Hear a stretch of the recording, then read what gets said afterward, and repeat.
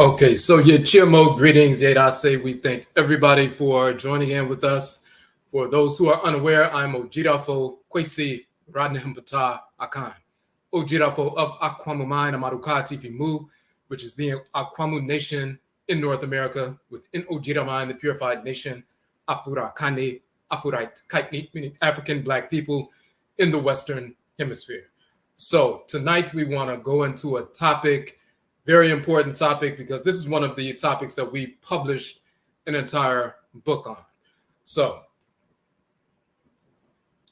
the title is ANKH and KARKARA, Kamiti, meaning Egyptian, but Kamiti, origin of yoga and chakra. So we published a book a number of years ago. It's one of the 31 books that I've published. All of the 31 books I've published are free downloads from our website. The book ANKH, the origin of the term yoga, Karakasa, the origin and nature of the chakra. So we want to go into that book. We've also done an online course, a 6-week online course, going through this book in detail and a number of different, facets and so forth. But we want to go into detail about this to lay to rest this misinformation about the origin of the term yoga, the origin of the term kakra or chakra, and ritual practice, ascetic practice, and so forth. There's an ascetic tradition within Afurakani, Afuraitkaitnit, or African Ancestral Religion and Culture. The ancient priesthoods and priestesshoods of ancient Khanit and Kamit, for example, the Hemat Toro, we talked about that in one of our broadcasts, the wife of the divinity, high priestess, and so forth. The Hem Toro, the male priest, and so forth. You have the Cherep and Cherepit, the origin of the term Cherapi or Therapy, and so forth. That is a title of a class of priest or priestess. You have the Sem priest. You have the Wab and Wabet, the purification priest or priestess, and so forth. But there are ascetic traditions, dealing with discipline and fasting and celibacy and all these various things within our priesthood that existed in ancient Khanit and Kamit, Nubia and Egypt, and carried on into the various traditions we have today across West and Central and South and North Afuraka, Afuraitkait, Africa, and were carried with us into the Western Hemisphere when we were forced into the Western Hemisphere during the what we call the Musuo Kesie, the Akan term for the great perversity, the enslavement era. So even when we were forced into this area, this region, we continue to practice our ancestral religious traditions, many of us. So for example, those who were from the region of today's Ghana and Ivory Coast, who are Akan ethnicity. Those of us who are Akan were forced into North America, and we continued Akan ancestral religion under the Akan term Undu, which is the term that came to be pronounced hoodoo and so forth. So the hoodoo man and hoodoo woman is the ancient Undu priest and priestess, and we still have ascetic traditions within the hoodoo tradition. The same is true of the Juju tradition in North America, which is Yoruba, the voodoo tradition in North America, which is Ewe and Fong, the Wanga tradition in North America, which is Ovambo, the Ngangan tradition in North America, which is Fang. We have the Gola and Kisi tradition in North America, Gola and Geechee, which comes from the Gola and Kisi people of Sierra Leone and so forth. We have the various forms of root men, root women, root doctors, root workers, and so forth, but also those who become possessed, horses for the spirits and so forth, spirit mediums, healers, healeresses, those who lay hands, those who deal with medicine. So we've always maintained our priesthoods and priestesses, and that ascetic tradition has been part of that.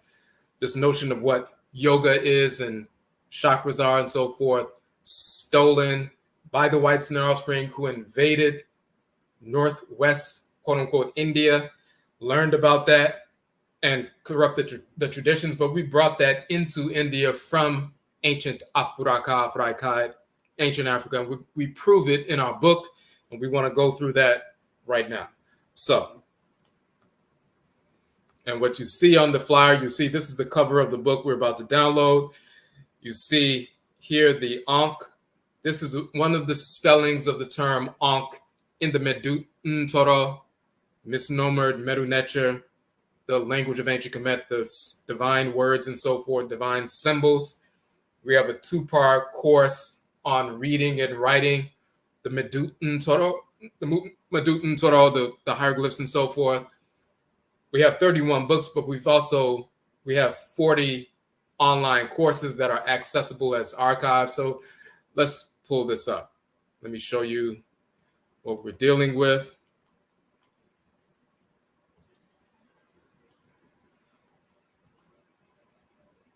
Okay, so first and foremost,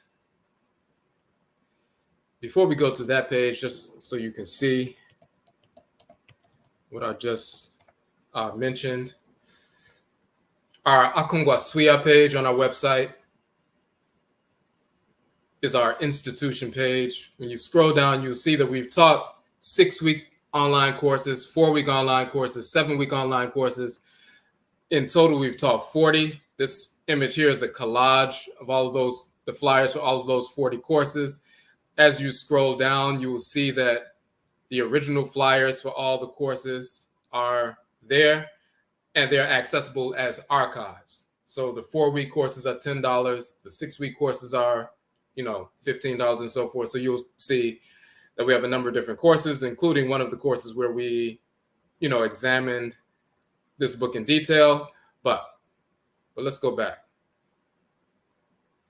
Now, this is our Nhoma page. The term Nhoma in the Akan language means book or publication. So this is our publications page. And this is where you can find all 31 of the books I have published, that I've written and published and so forth. The ebook versions you can download for free. You'll see the front covers of each one of the books as you scroll down.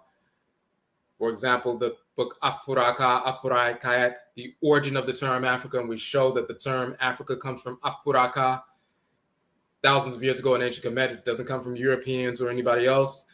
So we have a number of different publications, but one of them is the one we want to focus on tonight. And that is the ANKH, the origin of the term yoga, Karakasa, origin and nature of the chakra.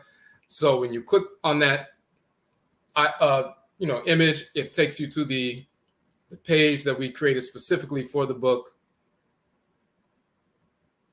And we have a video where we did some analysis a while back.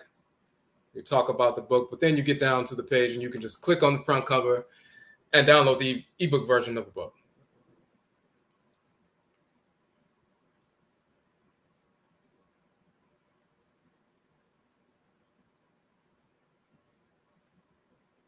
Now, the first thing that you're going to see is this ANKH, Onkwa.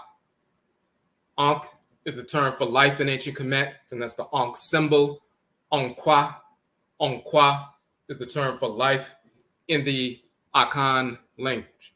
We're showing the continuity of culture from ancient Khanit, Nubia and Kamit.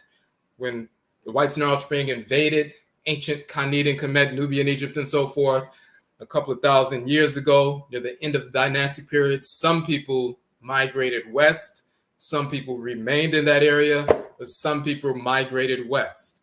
And they migrated west and reestablished their empire in the western part of the continent, the Akara Empire, or so-called Ghana Empire, over 2,000 years ago. And we continued carrying out our culture. About 1,000 years later, Muslim invasions, affected the ancient empire of Ghana and West Afuraka, Afuraitkait, West Africa. And some remained in that region. It's up where near Mali is right now. But some people migrated from that region further south towards the forest belt and reestablished the Akan Empire, Akara Empire, Akan Empire in the region of the forest belt and savanna regions in what is today's Ghana and Ivory Coast, in that region. So we reestablished the Akan Empire and so forth, continued to practice the culture. A few hundred years after that, some people in that region were taken from that region and forced into the Western Hemisphere during the Musuo Kessie, the Great Perversity and Enslavement era. And we ended up, many of us, in North America. So this is how Akan people ended up in North America. And we continued Akan ancestral religion under the Akan term Umdu, which means medicine from roots, trees, and plant life. Undu also means to become heavy with the spirit through spirit possession and spirit communication. Undu also means to feel a presentiment or foreboding, to see what's unfolding in the spirit realm before it takes place, so you can make ritual adjustments. So the term Undu came to be pronounced hoodoo in North America. Now, just to give it a finer point on that, let me quickly switch over right quick. When you actually look on our YouTube page, when you scroll down to the documentary film section,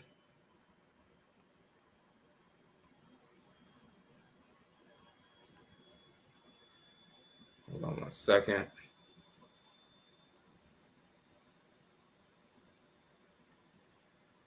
I just want you to see the image right quick.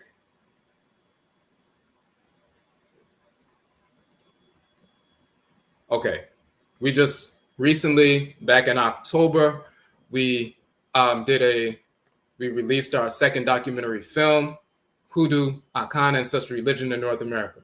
So you can watch that entire film on the Hoodoo tradition for free, and we show that the Hoodoo tradition is the Akan tradition. But we also show the connection between Akan people who migrated from ancient Khanat, which was a title of ancient Nubia, the Nubic land, the Khan land, first land, foremost land, land of the beginning, the Khan land, and the people of ancient Khanit, or the Akan people or Khanit people. And those Khan people and Nubian people moved west and reestablished the Khan Empire, Empire of Kana or Ghana and so forth. Moved further south, as we said, reestablished the Akan Empire in the forest belt, and then some of us were forced into North America. So,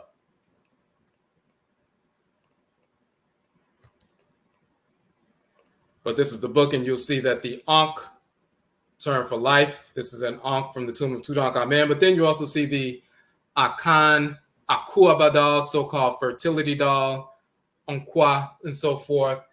And that is the same Ankh symbol that we never stop using. And we even use that as the hoodoo doll baby in North America in the same structure and so forth. It's an unbroken tradition with the same ritual capacity and definition and so forth, unbroken for thousands of years. So let's get into the text. Ankh, the origin of the term yoga. And the second part is Karakasa, the origin and nature of the chakra. We had written two articles, one on the origin of the term yoga, and then the other article was Karakasa, origin and nature of the chakra. And then we combined both of those articles in this text to structure the book. So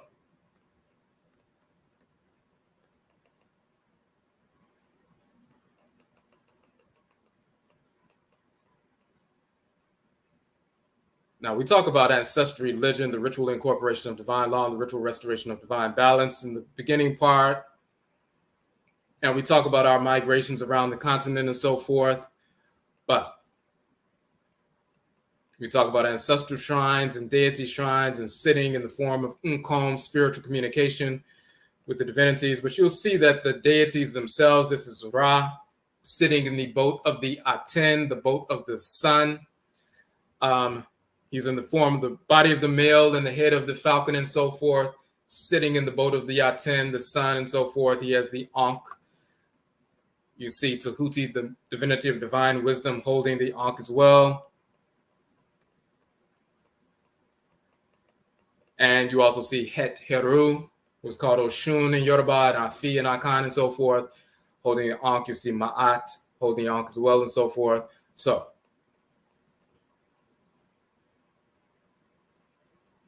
it's a talisman of life, and Ankh literally means life. But then you also see there's a funerary component. You see the divinity Anpu placing the Ankh to the nose of the deceased Per'a, or the deceased pharaoh Per'a, to enliven or reinvigorate the spirit of the deceased individual and so forth. So when you have that Ankh, it is a talisman holding the Ankh at the base. And when the life force energy moves up that talisman and moves through the circular portion, it generates an electromagnetic field, and it wields the energy of whatever divinity is holding it. And you can even, if you look online of someone taking making a copper ankh, making it in the form, using some copper to make an ankh.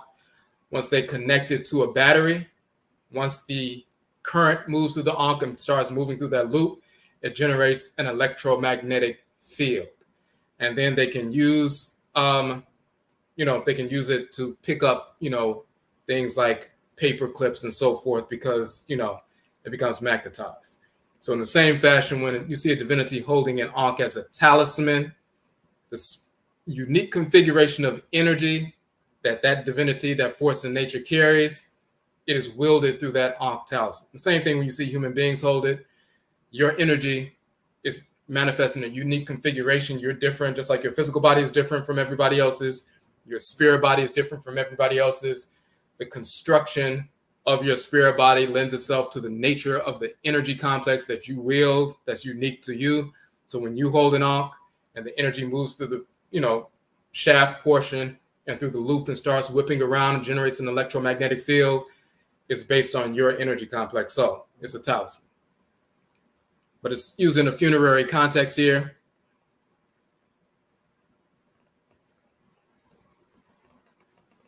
You see the same thing with the divinity Ptah, placing the ankh near the nose of the individual, ankhing the per'a, this whole notion of the breath of life and so forth, placing the ankh, the life symbol, near the nose to invigorate or enliven the individual, or ankh the individual and so forth. The per'a, so-called pharaoh, but per'a, sen usret, wielding ankhs as well. So we talk about how when we sit in front of the shrines of the divinities and invoke them through spirit communication, spirit possession, and so forth, we have a direct relationship. Now,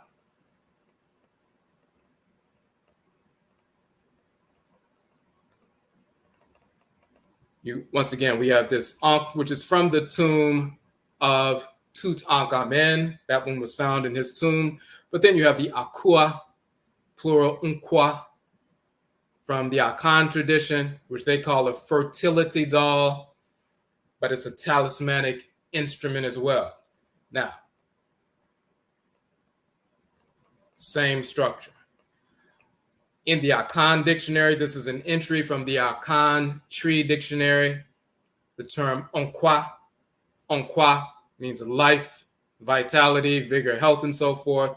That is ankh or anku in ancient Kemet, meaning life as well. So the same word, onkwa, in Akan, and that's how it's pronounced in the Akan language. Even in Akan tradition, if you were to go to Ghana and communicate with some Akan people, some of them, when someone sneezes, instead of saying bless you, they'll say onkwa, they'll say life, onkwa. So, but it's the same term. Now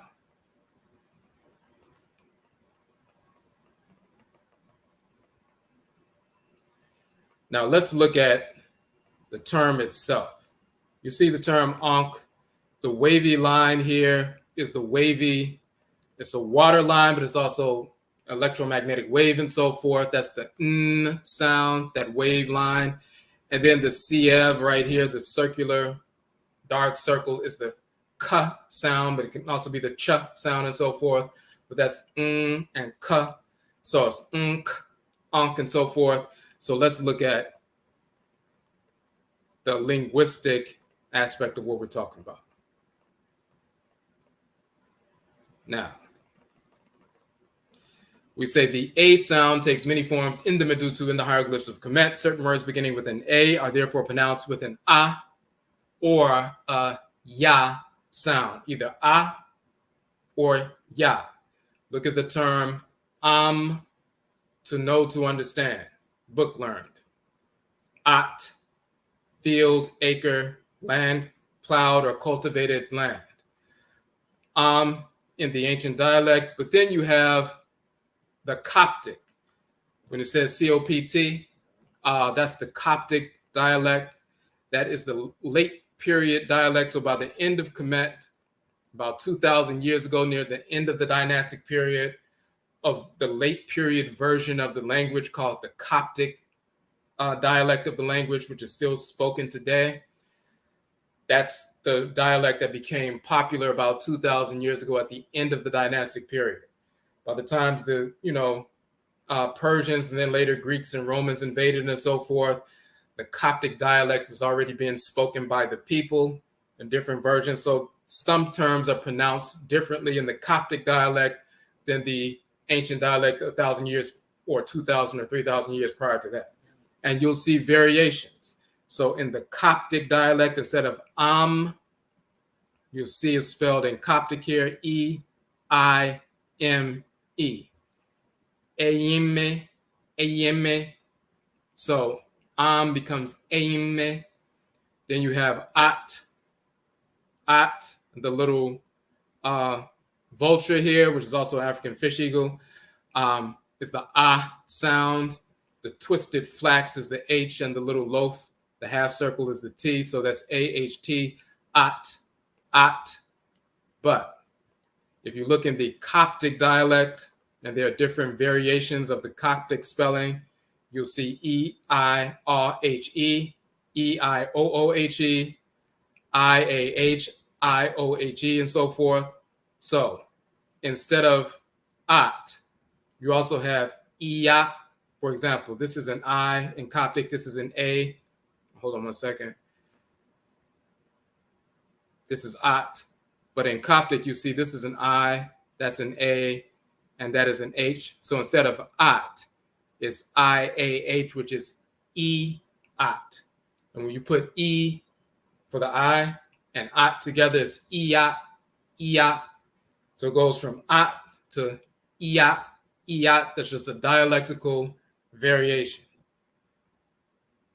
Iyohi, Iyohi. That's another variation. Iyohe, Iyohe. So At becomes Iya. Becomes Iyami, Iyami. So you have At and Iya. That's the important part.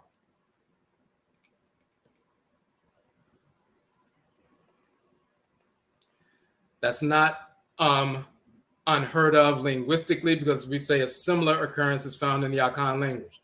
The term Afunu or Afuru, meaning belly or inner abdomen, is also pronounced and written in Akan as Yafunu, Yafunu. So you went from Afunu to Yafunu. The difference between A and Ya with the Y is really, a Y is really an E and an A together. When you put E and A together, it's E-A becomes E-A, E-A. So that's the only difference. A and Ya, that's the only difference. So you find Afunu, then you find Yafunu. You find in ancient Kemet, in the Coptic dialect, you go from At here to Iya and so forth. That's the key. This is the process by which the term Ankh in the late period dialect becomes pronounced Yonk, Iyonk, Iyonk. Now, it's often stated that the etymology of the term yoga comes from the proto-indo-european root yug and the Sanskrit term yuj. The Indo-European term yug is also the root of the English version yoke.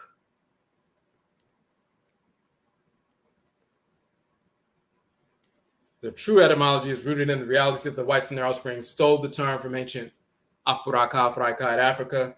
The variations Jung and the WG is Yug, which is nasal Jung, and Yuj are derived from Ankh, and the Ankh is pronounced Iyonk, Iyonk, like in the Coptic dialect. Instead of Ankh, it's Iyonk, Yonk. The nasal pronunciation of N produces the term Yunk, which later becomes Yug, as well as Yuj and Yuj, but Yug in Proto-Indo-European. Now, with regard to the nasal N and its corruption in white pronunciations of the Coptic term, we quote from this linguistic text. An infix. So, let me just go back real quick. So the Indo-European term yug comes from yonk or yonk and so forth, but there's a nasal N in onk or yonk. Where does that come from?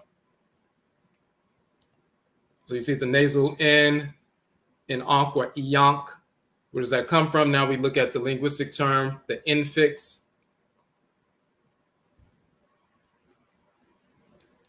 So we say an infix, a bound morpheme. So you have prefixes like, prologue as opposed to, or pre-judge as opposed to judging something, pre-order as opposed to order something, that's the prefix. You also have suffixes, but there's also a device called an infix that's inside of the term. So an infix is a bound morpheme that interrupts the morpheme. In a few language families like Austronesian, which is Southeast Asia, infixes are abundant. In most Indo-European languages, they are rare or non-existent. English and most modern Indo-European languages do not have any.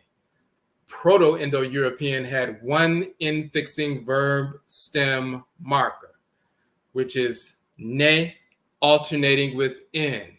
And then they give an example. They happen to give the right example we need them to give. For example, the root yug, link, join, or yoke. The present imperfect finite stems were you see yug, and then they put the ne or the n in between, uneg or yung, yunk, componentially you, ne, ga, or you, nga, yonk. So that's important. Now you look at the etymology. The Sanskrit word yoga has the literal meaning of yoke from a root yuj, meaning to join, to unite, or to attach. As a term for a system of abstract meditation or mental abstraction, it was introduced by Patanjali in the 2nd century BC, just over 2,000 years ago. We're going to show we've been using this term for over 5,000 years. Now,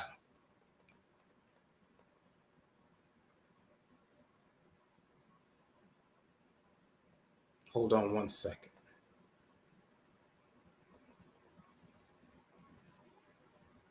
So you see that in Proto-Indo-European, yug means to link, join, or yoke. In Sanskrit, yug becomes yuj.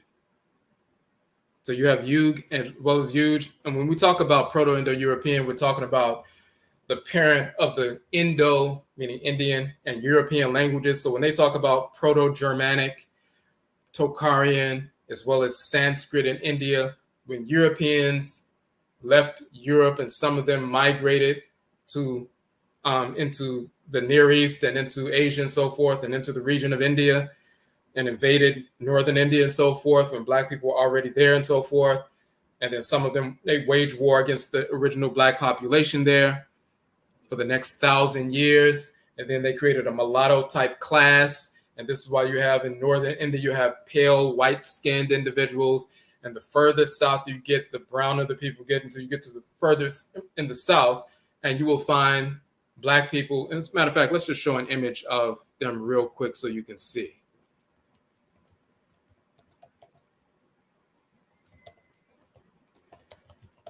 So this is very important.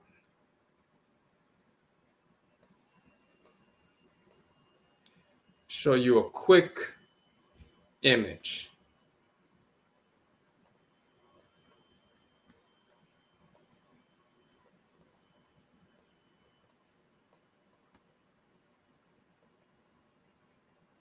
This is something that most people are unaware of, but we study trustery, it's common knowledge.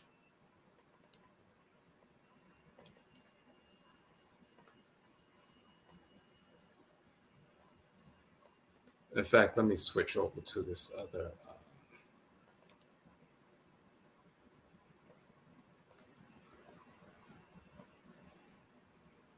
Okay.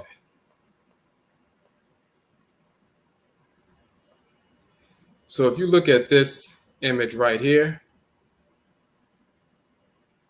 and we'll just blow that image up for you.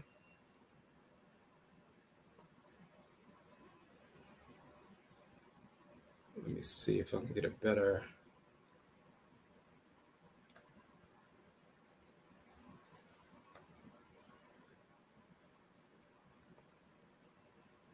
Okay, so if you look at them,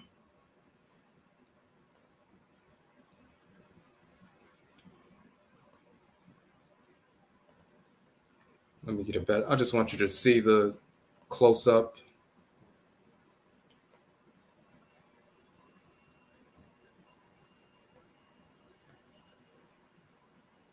All right, so that's better. So if you look at these individuals, if you see them, most people would say, oh, these people are from Afuraka, Afuraitkaitnit, these people are from Africa. And they are originally, but they are living just south of India on the Andamanese Islands, just south of the Indian subcontinent. And then some of their people live in southern India. These people are descended from the original inhabitants of India. They went to India over 60,000 years ago, and they still exist in India today. Some on the Andamanese Islands, just south of the Indian subcontinent, some in southern India. These are the original quote unquote Indians. They're black-skinned people with naturally coiled hair, natural Afurakani, Afuraitkaitnit features, unchanged for over 60,000 years. When the whites and their offspring invaded India over 4,000 years ago, they came in contact with them. And when they began to wage war against them, because the whites and offspring invaded, northwest India where Pakistan is and so forth, they invaded that area first. They waged war against the original black population for the next 1,000 years. And when they talk about the Mahabharata, the great conflict and so forth, that's part of that. But in the process of that, rape, miscegenation creates a mulatto population, a mulatto class of light-skinned, tan-skinned, halfway straight-haired individuals, and they are gradients. The further north you're in India, the majority of the population is a lighter-skinned, pale-skinned, straight-haired, quote-unquote, Hindus or Indians. The further south you get, they get darker and darker and darker until you get to the further south, and you see some of these people, but they've wiped most of these individuals out. Some of them still exist. So it was these people who brought our ancestral religion from ancient Afuraka, Afuraitkai, because they are Afurakani, Afuraitkaitnit people, African people, inclusive of what is now called yoga and so forth. They never stopped practicing their culture, and they still do practice their culture. So when you talk about Hinduism and the Hindus in India and all that other stuff, they're descended from the white barbarians who invaded and learned about culture when they came in contact with our people. And of course, they corrupted it. So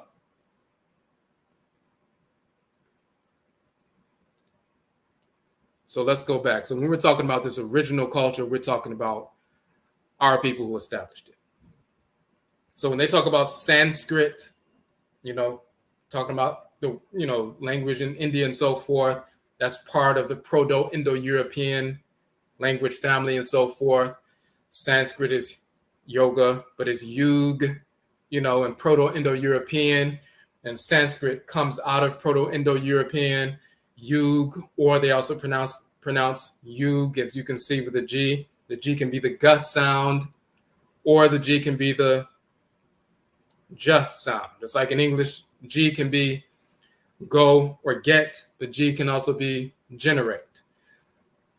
G or J. Same thing in Proto-Indo-European. It can be yug. In the Sanskrit dialect is yuj. Same thing, but yug meaning to yoke and so forth. Now,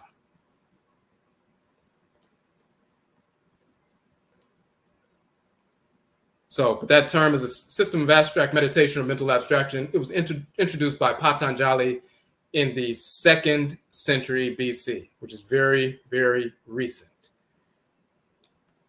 So we showed how yug, jung, Proto-Indo-European had the uneg or jung forms. That yonk is where they stole from ancient Ankh or yonk and so forth. Later becomes yoke to link and all of that. And they omit the etymological root of the notion of yoking and its perceived relationship to spiritual practice. Now, When they're talking about to yoke, meaning yoke the self to the divine and so forth, what does yoke have to do with spirituality and spiritual practice? And why did they use that terminology? Why does the sounds ionk, ionk, or iunk? Why is that set of sounds mean to yoke? Why doesn't li mean to yoke? Why doesn't bobo mean to yoke? Why does it have to be yonk means to yoke? They can't tell you why that set of sounds references linking or tying or binding or yoking and so forth, because they don't know the origin of it, because they stole it from our languages. So, but we have the etymological origin plus the cosmology that undergirds the origin. Now, in the medutu, in the hieroglyphs of ancient Kemet, you have ankh, to live upon something, life, all of that, different variations of the term. Anki, Anku, a living being. Ankit, the living one, a name of a goddess. You have another dictionary. They spell it with the ankh and the animal. Hold on 1 second. The Mark Vigus Hieroglyphic Dictionary, a popular dictionary, you see ankh, goat or small cattle. So they have the symbol of the ankh and then the symbol of the goat itself, which is an animated life form, a life. In this context, animal life. So they show that here. So that is a spelling of ankh itself, just the ankh symbol itself and the symbol of the animated life or animal life. So you see all these different variations of the spelling. Let me go back up.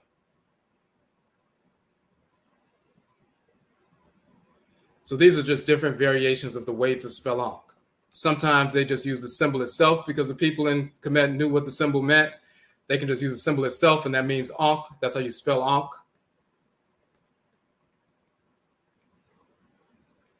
Or sometimes they would spell it all the way out. Here they spell ankh, and then the wavy line, which is the N, the circle ka, so that's unk, the roll of papyrus, showing it has something to do with something hidden or concealed as sacred.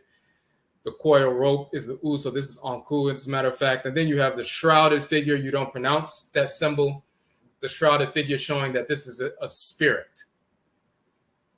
So in this context, this is an ankh, but it's a living being, a living entity, but a human life.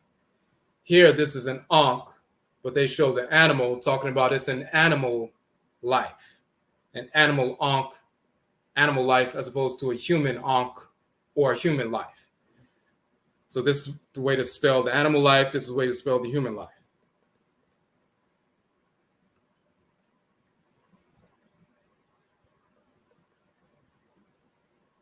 A goat, small domesticated goat, animals, small cattle, and so forth. Now, here's the connection to the spirit that the whites and offspring didn't know anything about, and they had to learn that from our people. The term sa or sahu literally means the spirit body. So just like you have a physical body, your physical body is animated by your spirit body. In ancient Kemet, we didn't say the spirit body. We said the sa or sahu, your spirit body. And Akan is called the sun sum, the spirit body. Like you have a spirit, a sun sum or a sahu. All right.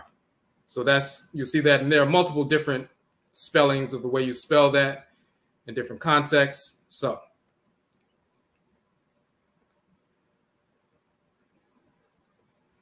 and here's one of the ways to spell it. And this is where the cosmology comes in. So the horizontal bolt is the S. The forearm with the open palm, which is like this, is the ah sound. The twisted flats is the H sound. So that's S-A-H, which is sa. Sometimes written sahu, but sa, the spirit body. And then you have the animal and the human being You don't pronounce those. Those are determinative symbols that give insight into what Sa is referencing. And when you have Sa, and then you have the animal and the shrouded human being, not a regular person just walking around, but the shrouded human being represents an ancestral spirit, like a shrouded, mummified human being and so forth, kneeling. So when you have Sa with these two determinative symbols, it represents the spirit body, not the physical body, but the spirit body. So when you have these two together, dealing with the animated life force of the spirit and so forth, that's what they're referencing. It's a seated elder or elderess. So you have the goat and the shrouded figure are also determinatives in the variations of the form Ankh. So you have the goat right here. The term Ankh for a living, for a person, the shrouded, mummified elder or elderess. For an animal, the goat. Now, let me go back.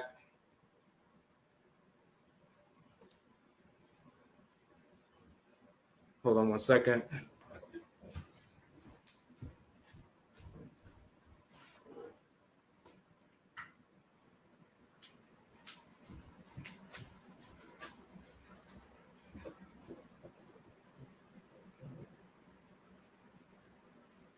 Let me scroll down real quick. All right. Now, what do you notice with the goat? And let me show you one of the reasons why we use this particular symbol when we made the image for this particular live stream.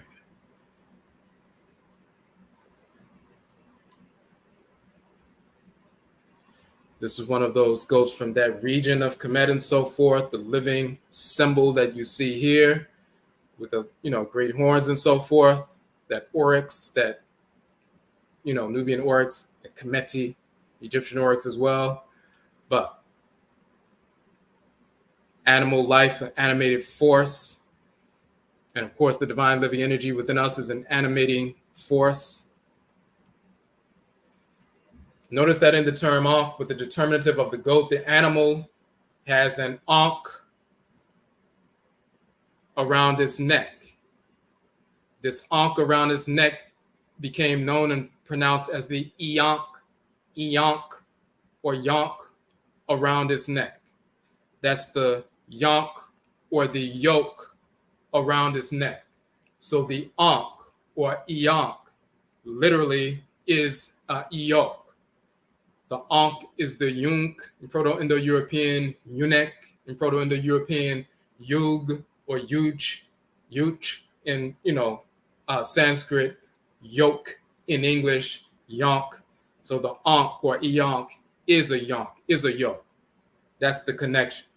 It's linking the animated life force of the spirit body to the divinities. There's a link. The yoke itself. The whites and offspring can't tell you why the sounds Eonk have to do with some kind of form of linking something. They just know when you put those sounds together, it means to link or to bind or to tie or to yoke. When you say, well, why do those sounds mean that? Why does that particular word mean that? They can't tell you why, because they stole the term from our language and then they claimed it as proto-indo-european. But we have the symbolism of the Ankh as a yonk, as a yoke for thousands of years. And then we have the deities holding the yonk or the yoke and wielding it for fertility purposes and funerary purposes. They don't have that in their culture.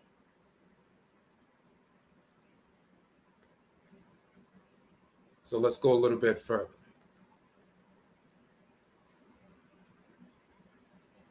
So we say, however, there's more to the association which is rooted in our cosmology. We must understand that the spirit body, the Sahu, you have to understand that cosmological connection. The Sa or Sahu is sometimes referred to as the glorified spiritual body. Sometimes the determinative medutu is not a shrouded individual. That's one of the ways to spell it. But sometimes it's a different determinative symbol. So you see the individual with his hands provoking the energy of the divinity who's holding the Ankh and so forth.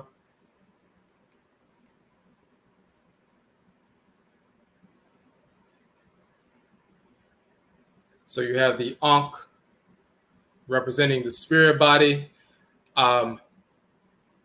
The goat with the Ankh on its neck as a medutu for the term for Ankh, as well as the Sahu, the spirit body, is the reason why the shrouded figure, meaning the purified figure when they're shrouded, when they're mummified, that means just like a mummy's body is preserved for thousands of years, 5,000 years later, they open up a tomb and they find a mummified body and they open it up and it looks as though it was just preserved yesterday.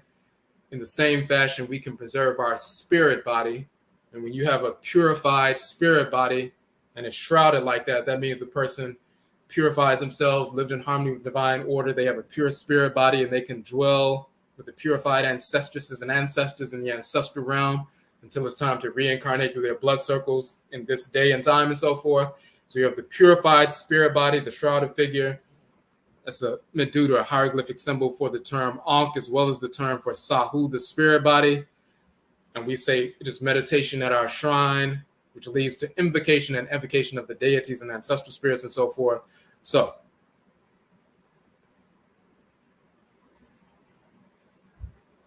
go a little bit further. In that other portion, we were talking about how the term is related to Sum Sum in the Akan language. But here you have the animal totem of the Ka'et, the cow of the female divinity Het Heru, the divinity of love and sensuality and music and art and dance and so forth. She's called Oshun in Yoruba. She's called Afi in Akan.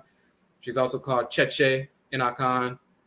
But she is, you see her sacred animal totem. She's in the form of the sacred Ka'et. She has a sesheshet, or so-called sistrum, around her neck in the form of an Ankh. Once again, in the form of a yonk or a yoke, uniting internally the spirit and the soul, the Ba or Ba'et, the spirit, and the Ka or Ka'et, the soul, uniting the divine living energy, the solar fire, golden energy that animates you, uniting that to your divine consciousness. When you link the Ba and the Ka, spirit and soul for males, or Ba'et and Ka'et, spirit and soul for females, inside the spirit body, inside the Sahu. That's what the Ankh actually does. It fuses together that divine living energy that animates you, that comes from the creator and creatress, with your divine consciousness. So that's the link. Then you see Hennut, which is Queen Mother Nefertari. She utilizes the Sesheshet, or so-called sistrum, and so forth. Then we show an Ankh, and then we show also they will take the seal, the sacred symbol of the seal in ancient Kemet, and they will utilize that in the form of an Ankh as well. And that's important because they will put that. There's another spelling of Sahu. We just saw the spelling of Sahu with the bolt and the forearm and the flax, and they had the shrouded figure on his knees and the goat with the Ankh around his neck. Well, in this one, it's the S-A-H, and instead of the goat or the shrouded figure, they have the little seal in the form of an Ankh. That's another way to spell Sa or Sahu. Here's another way to spell it. The bolt, which is the S, forearm open palm, which is the A, the flax, which is the H, Sa, and they have the little seal as well as a seated, shrouded, bearded figure. Different spellings of the same word. And that seal right here is one of these seals. And then there's a loop that you use to put the seal around the neck. So in this context, you have the seal right here, and it's tied to a loop. And they put it around the neck of the goat in the form of an Ankh or yoke, talking about a seal. The Ankh is a yoke, and it ties together or binds together the spirit and the soul, the Ba and the Ka, the Ba'et and the Ka'et. The seals that we use in ancient Kemet for regular documents were also something spiritual, and you'll see the people with the seal in their hand and so forth. It's also something that sealed together the life force energy, sealed their divine function and creation. There's a lot of cosmology tied up with the seal, but they even put that in the form of an ankh, put it around the neck of the animal in the form of a yoke as well. So we were just showing that portion when you read through this part of the book, showing the different ways that they made the ankh in the form of a yonk or yoke.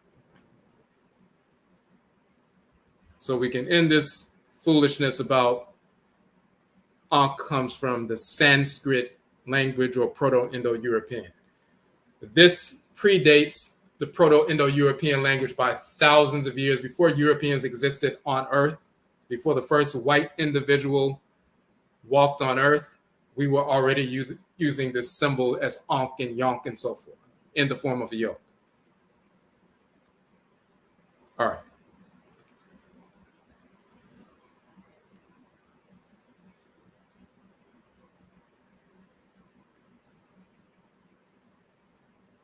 So then we talk about some, ritual practices and so forth. You see Ma'at sitting here in the typical meditative posture, the origin of the common meditative posture. And even before that,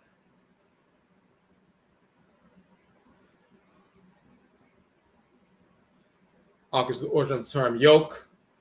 Yoga yoke, ankh. Yoga is not a discipline.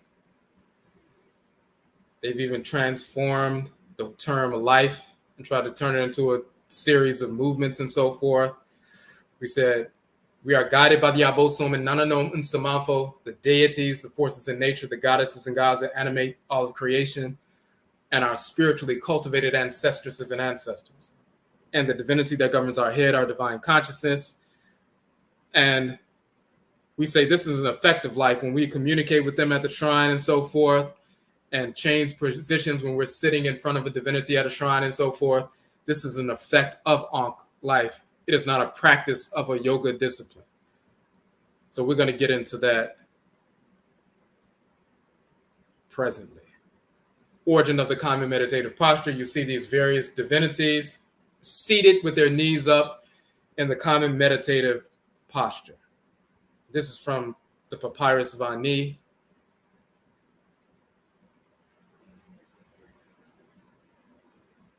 This is the divinity Anan, sacred animal totem for the deity Tahuti and so forth, divinity of divine wisdom, patron of scribes. So you see the scribe here, Neb Merutef, communicating with this divinity, but this is a spirit. If you were clairvoyant and you were standing in the room and so forth, and you saw him sitting there with his legs crossed, eyes closed, he's communicating with the spirit, the spiritual force. If you were clairvoyant, you could see the spirit standing there, just like somebody can see the spirit of their grandmother, deceased grandmother standing in the corner of the room.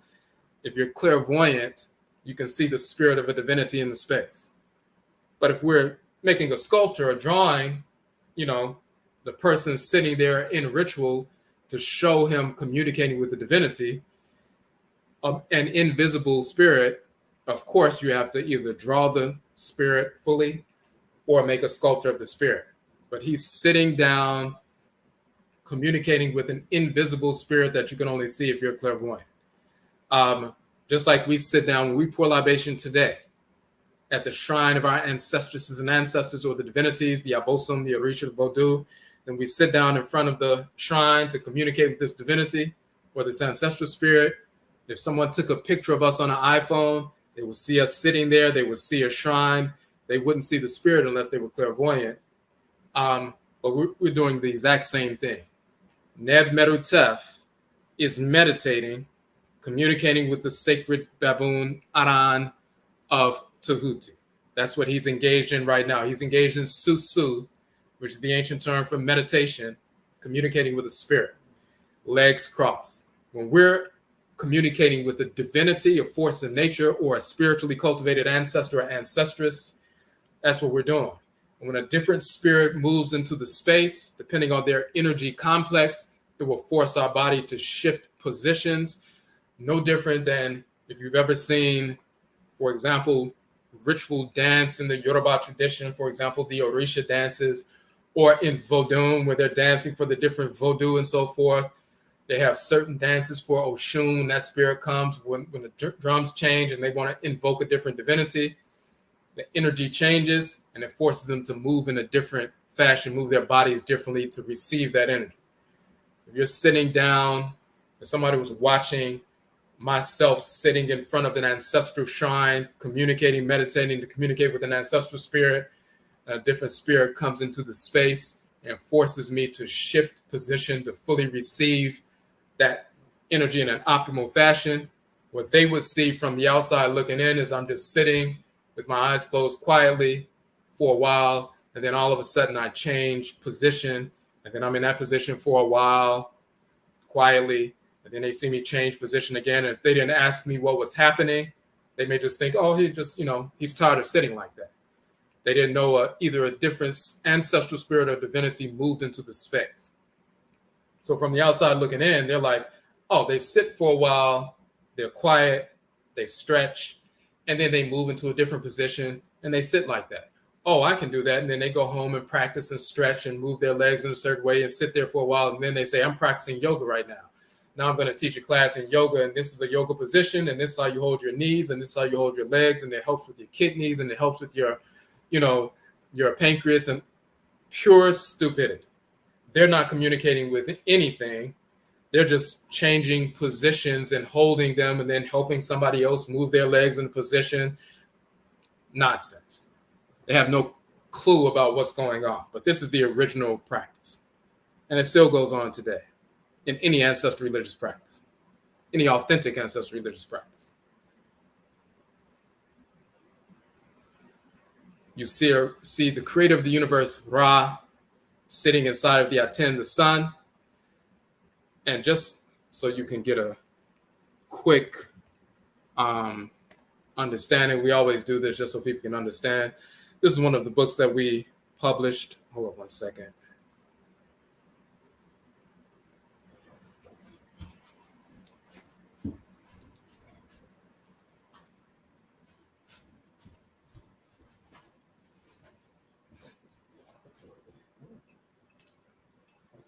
Okay, one of the 31 books we published is Inyokumpon and Yonkunton, Ra and Ra'et.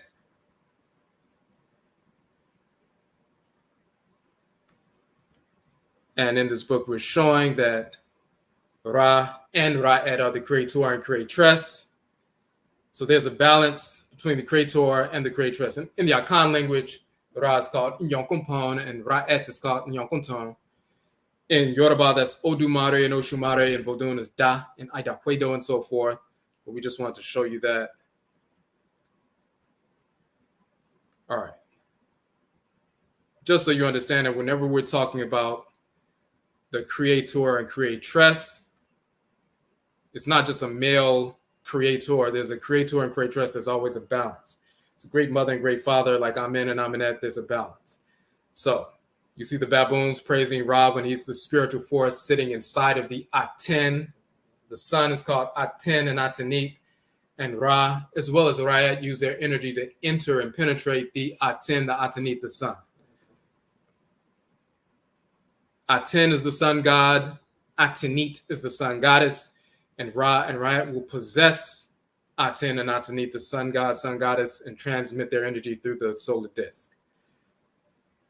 The ancient Anan, the baboons and so forth, are sacred animal totems to the ancestresses and ancestors in ancient Kemet, as well as across the continent. So they were representative. And you see this, the gray hair and so forth. You see this sacred Anan, the sacred baboon and so forth, representative and carries the energy of our ancestral clans, that energetic force and so forth, animal totems, sacred animal totems.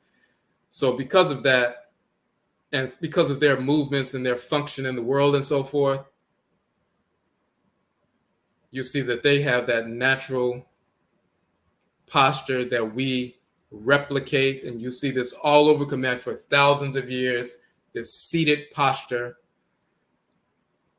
this typical meditative posture that you see all over Kemet, replicating that sacred posture of the sacred animal totem. We don't have like pets. We have sacred animal totems. Different animals carry the energy of different divinities. They are shrines, living shrines for different deities. Some fiery animals are shrines for fire divinities. Some watery animals, marine animals are shrines for river or ocean divinities. Some earth animals are shrines for earth divinities and so forth. So we don't have pets. We have animal totems that carry the energy of different divinities. And when they're around us, we interact with them just like plants. There's fiery plants and watery plants and different kinds of plants. There are plant totems for different divinities. There are animal totems that carry the energy of different divinities. There are mineral totems that carry the energy of different divinities. And there are human totems, which are us, Black people only, of course, that carry the energy of specific divinities. Some of us are children of fire divinities. Some of us are children of water divinities. Some of us are children of atmospheric divinities and so forth. We are the totems in the human sphere for the forces in creation. Animals have totems, mineral life, as well as plant life. So, sacred animal totem, this is where you get that common meditative posture from.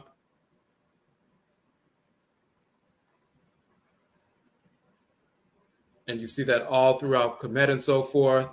You see Sin and Mut in a form of that ancient posture, seated with the knees up and the arms crossed on top.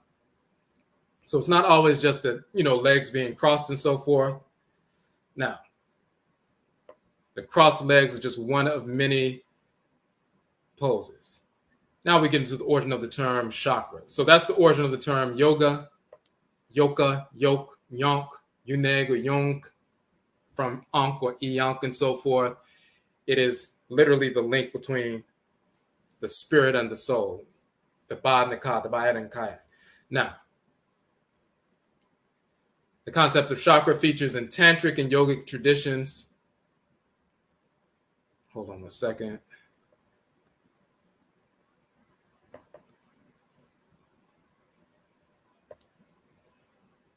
Now let's get into the origin of the term chakra because they lie about this as well. And we're setting the record straight. And our book is the first and only to do that. The concept of chakras is typically associated with pseudo-discipline of yoga. Again, this term is one stolen from Kemet by the whites and their offspring. So look at these quotes. The concept of chakra features in tantric and yogic traditions of Hinduism and Buddhism. Its name derives from the Sanskrit word for wheel or turning. Chakram in Hindi, Pali, kaka. You also have, different variations. Let's go down a little bit further.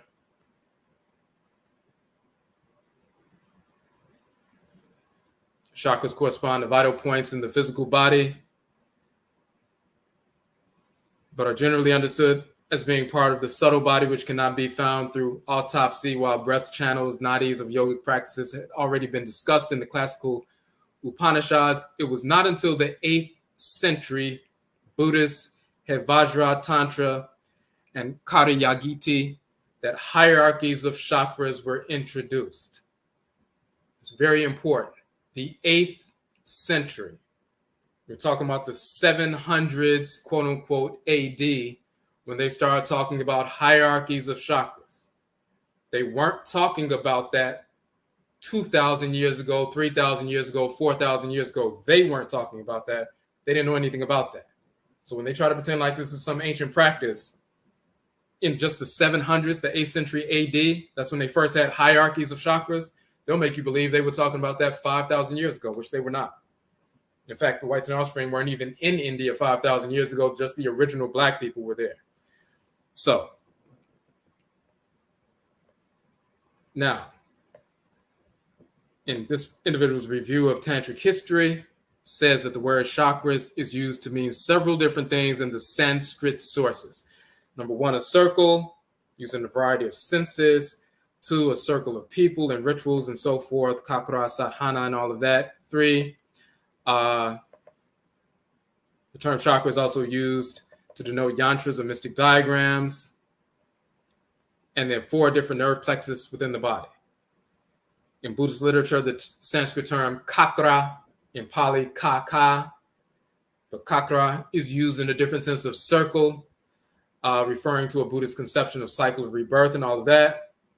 The linguist Jorma Vuleto wrote of the annual Finnish Kekri celebration, so they're talking about that. But Indo-European cognates include the Greek kuklos, so circle or kirkle, kirkro, comes from kokoro and kakale and kokora, but comes from kakara. Kakara becomes kakaro, kakaro becomes kirkoro, kokoro becomes circle, and so forth.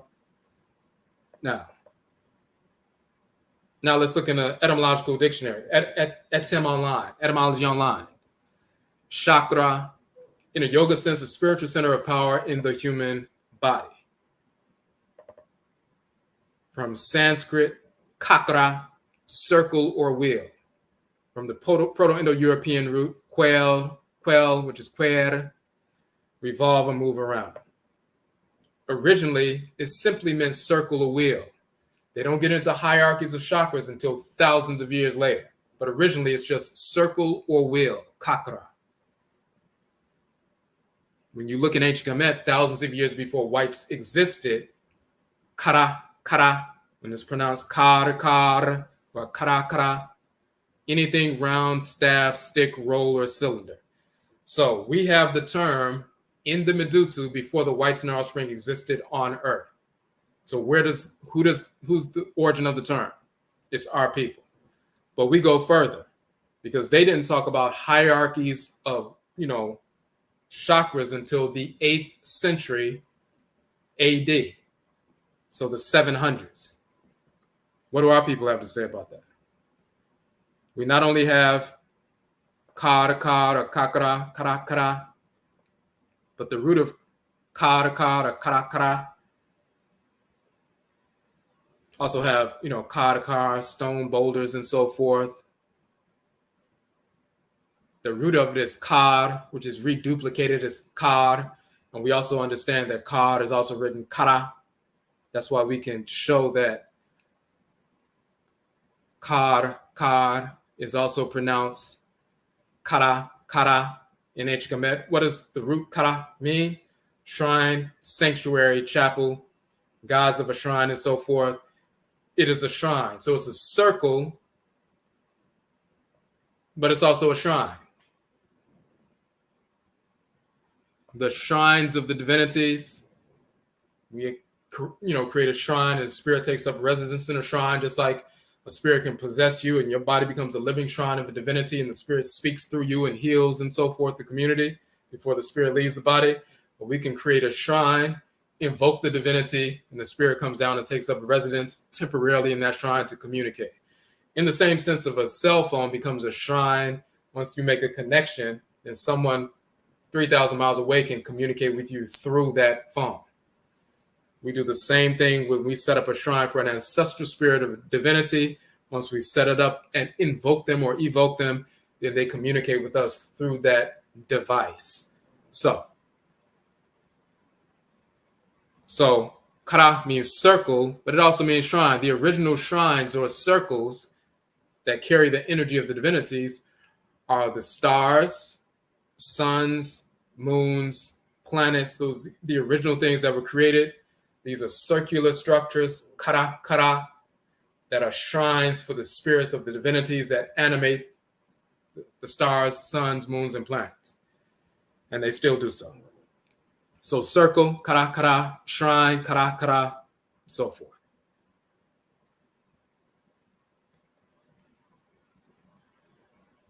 This is a shrine from ancient Kemet, where they would put the statue of a divinity inside of that shrine. You see some of the ornamentation on the side of it and so forth.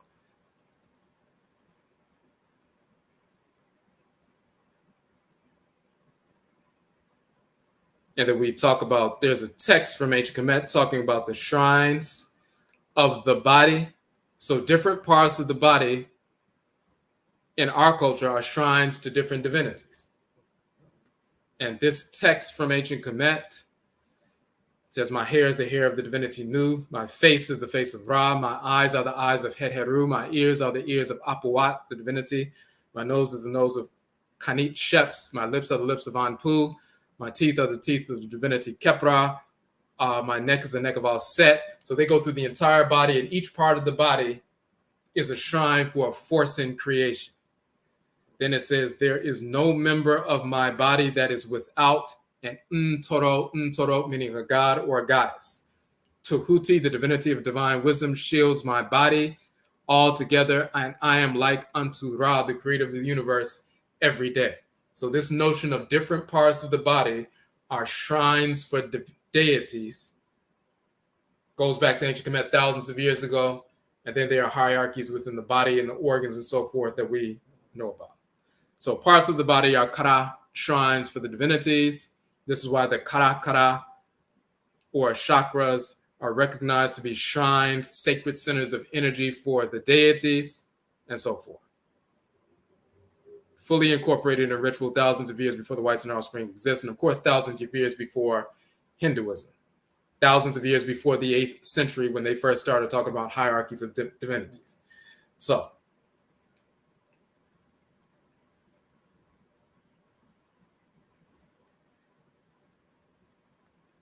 this is the spirit of the Pera, so-called pharaoh, but the Pera, his spiritual heart on the standard. And then his Ba, they show his Ba or his spirit in the form of a bird with his head, the human-headed bird, and a jade pillar in the form of an ankh around the neck of the spirit. So just like your spirit can leave your body and return to the body, like spirit possession, they'll show the spirit in the form of a bird that flies out, but then flies back in and flies out, gets purified by the divinities and gets back in the body and so forth. Just like when you take a deep breath and you pull in air, but you also pull in solar energy. You can also breathe it out and it leaves your body, but you can pull it back in. Your spirit can leave your body just like the spirit will, we talk about leave the body during the sleep state and go communicate with other spirits and get back inside and so forth. The after death state, the spirit leaves the body, but it never returns. There's a cord that's broken, and then the body deteriorates, and the spirit lives with the ancestral spirits until it's time to reincarnate. So they'll show the spirit in the form of a bird, but it has the ankh and jade pillar together, but it's around the neck of the spirit bird in the form of an ankh. Once again, we just showed that just to show that notion of the yoking, even with the symbol for the spirit. And this is from ancient Khanit or Nubia. This is a mural from ancient Nubia.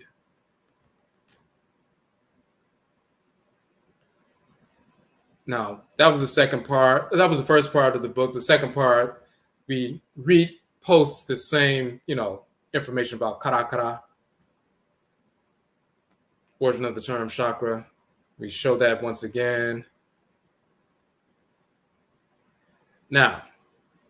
Now we get into these hierarchies of, energy.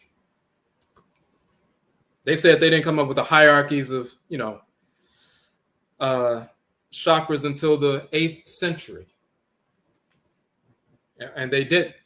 So they didn't know what was going on. Chakra just meant wheel to them for thousands of years. Just meant a circle. Kirko, Kirkoro, Kokora, Kakra, and so forth. They don't know where it comes from. But for us, we already had this understanding. So what does this text say? When they're writing about the chakras, one of the popular texts, The Chakras by Ledbetter, one of the first texts written by someone in the West regarding the chakras, written in 1927. This is like the first book when the West was introduced to the chakra system and so forth, and they were trying to investigate, okay, where does this come from? He said the Hindu books hint at, rather than explain, what happens when Kundalini, the serpent spirit, rises up the channel through the Sushumna, which is the spiritual spine.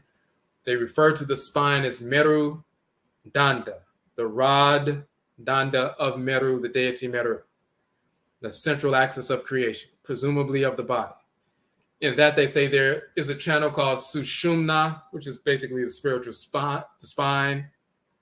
Within that, another called Vajrini, and within that, again, a third called Chitrini, deep within the spine and so forth, which is as fine as a spider's thread.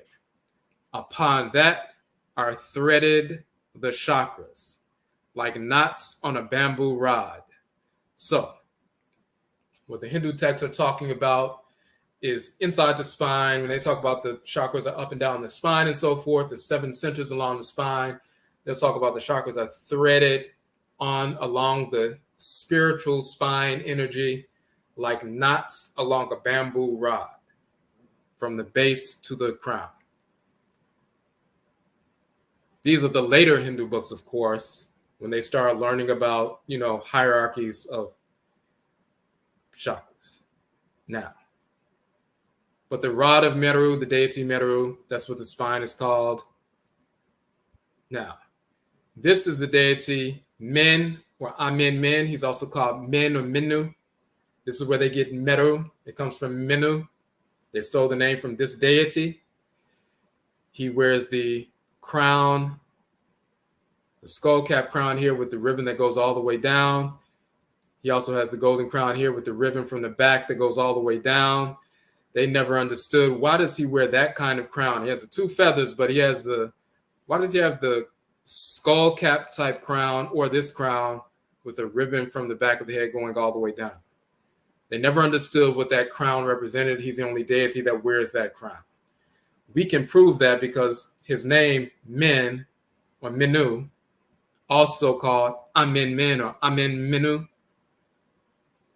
In the Akan culture and language of Ghana and Ivory Coast, he's still called Amen Men.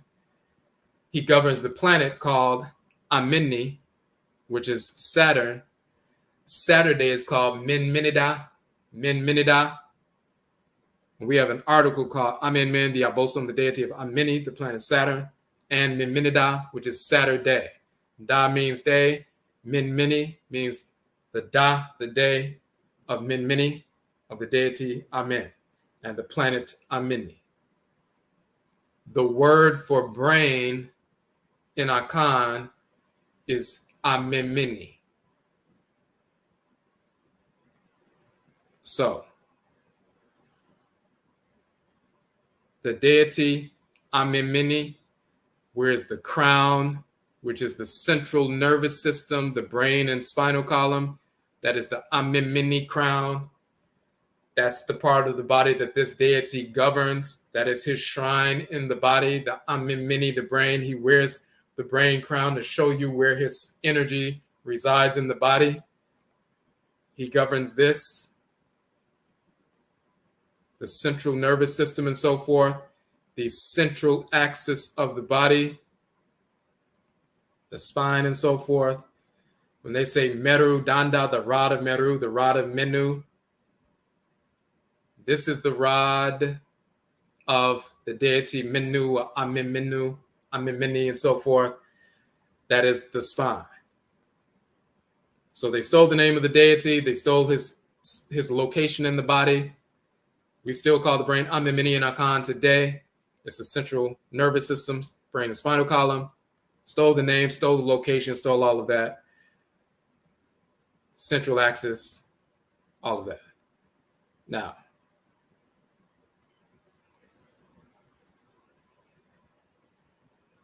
let's go a little bit further. We said the notion of 7 chakras being akin to knots on a bamboo pole rod within the sushumna of the spine was also stolen directly from Kamit by the whites. It must be understood that the doctrine of the chakras as plagiarized by the whites and their offspring is very recent. The first mention of chakras as psychic centers. That's very important. In a rudimentary form, is typically stated to be found in the text called the Upanishads in India. The later Upanishads, the earlier of which were composed between 2200 and 1800 years ago, meaning the 2nd century BC and the 2nd century CE or AD, are where the basic notions of chakras are first plagiarized by the whites. So just 2200 years ago, which is very recent, the 2nd century BCE, dynastic Kamit was already over at that point. That's when they first started mentioning chakras in a rudimentary form as energy centers and so forth. Then they don't have hierarchies of chakras until the 7 chakra system was not plagiarized and propounded by the whites until centuries later, beginning approximately 1500 years ago. 6th century AD into 7th and 8th and so forth. So it's around that time they start looking at 4 chakras, 8 chakras, and then they looked at 7 and so forth. That's, 1,500 years ago. That's very recent. This information was stolen and corrupted by the whites from the writings and culture of the ancient Kamau, our people from ancient Kemet, which predate Hinduism, the Upanishads, Vedanta, and Tantra by thousands of years. So this notion that Tantra is ancient, which it is not, Vedanta is ancient, which it is not, the Upanishads are ancient, which they are not, Hinduism, Buddhism is not ancient at all. So, very recent corruption.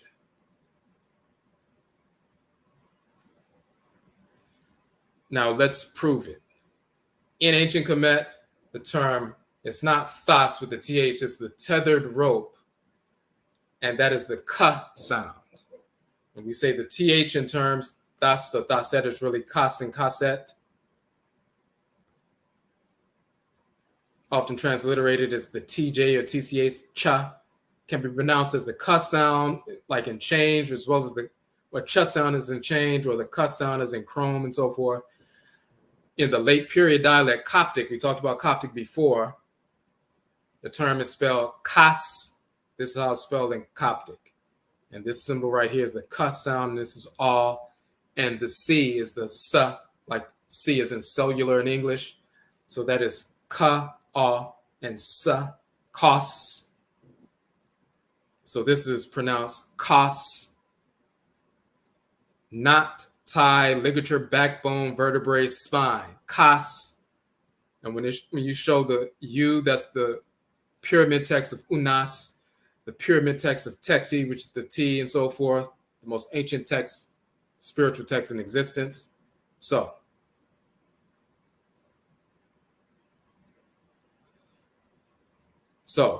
kos is a term meaning knot. We just saw that. It's in the form of a bolt or a knot. It also means the backbone of vertebrae spine, and it's spelled with that symbol of the vertebrae or spine. And they're locating that for you. Vertebrae, spine. This is a symbol of the vertebrae or spine and so forth. This is the knot. And the reason why that's important is because there are 7 kasu in the text of Kemet. This is the knot. And 1, 2, 3, 4, 5, 6, 7, the 7 magical knots that protected a man. So we have 7 knots that protect us. Moreover, those 7 knots that protect the spirit body of the man are kasu 7.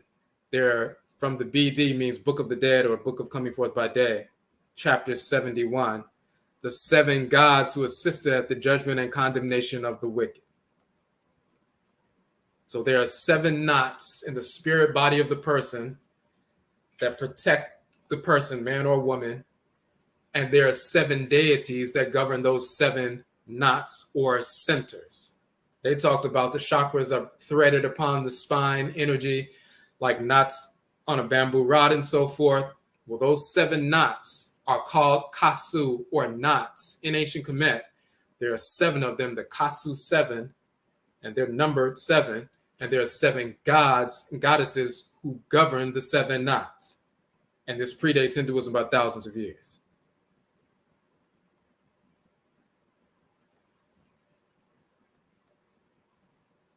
When we go further, kas means chamber or room. Kaset, sarcophagus, funerary, kafir. Kas, master or chief. Kasit, lady or chieftainess. Kas, plural, troops, bodies of soldiers. But then you have kas, meaning to compose or connect a statement to arrange words in a logical sequence. A proverb, saying, formula, charm, spell, incantation, declaration, and so forth. Speeches, proverbs, precepts. So these sacred combinations of sound vibrations, incantations, ritual invocations, and so forth are kasu as well. Speaking ritual prayer, ritual song, ritual chant. The combination of sound vibrations are energetic force. They become a kas, plural kasu, and so forth. Always been part of our ancestral tradition. All right, so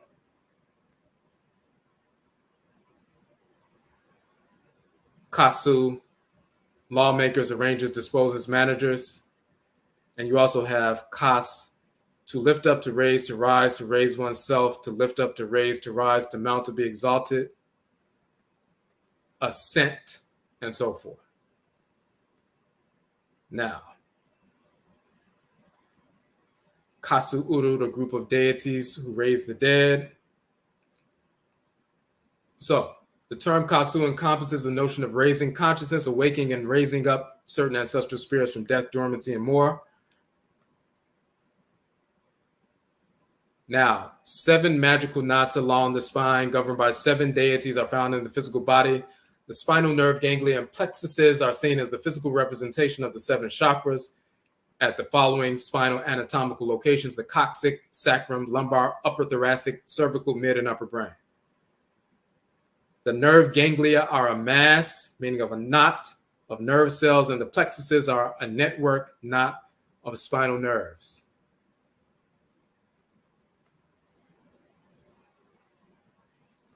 These physically are the 7 kasu, or knots.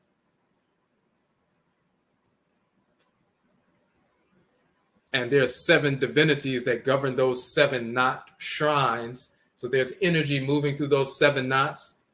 The energy of the 7 knots are the 7 divinities that govern those 7 knots that protect the spirit body of the man or the woman. So we have that laid out. We have the term, the knots. There are 7 of them. We count them out. There are 7 deities associated with the 7 knots. And then we have a ritual practice associated with that. Chapter 71 of the Runu Pert Imeru, so-called Book of the Dead, Book of Coming Forth by Day, 3,600 years ago. Not in the 6th century AD, not in the 2nd century BC, very recent, but 3,600 years ago. And we even have texts earlier than that. So what does the text have to say in ancient Kemet? Owe you 7 knots. So they mention the 7 hierarchy of 7. Remember, in tantric traditions, they don't talk about 7 chakras until the 6th, 7th century AD.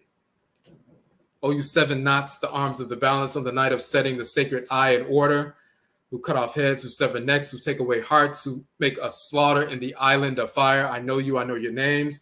May you know me just as I know your names. If I reach you, may you reach me. If you live through me, may I live through you. May you make me to flourish with what is in your hands, the staff, meaning the spine, which is in your grasp. May you determine or destine me to life annually. May you grant to me many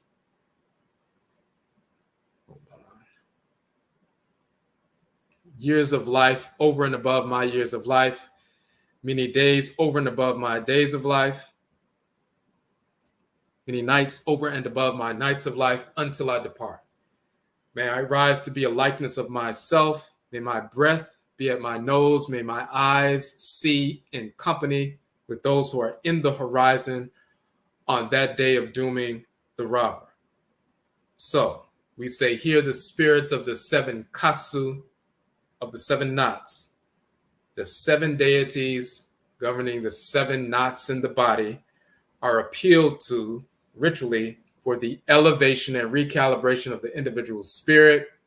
This is evidence of the 7 karakara, the 7 kara shrines, the 7 karakara system, fully incorporated in ritual thousands of years before the whites and offspring had any knowledge of its existence. Now, the kasu are the source of the 7 chakra imagery, placement, and ritual association that were later plagiarized and corrupted by the whites and their offspring. However, we must also understand the origin and nature of the kara shrines and kasu knots within the spirit body.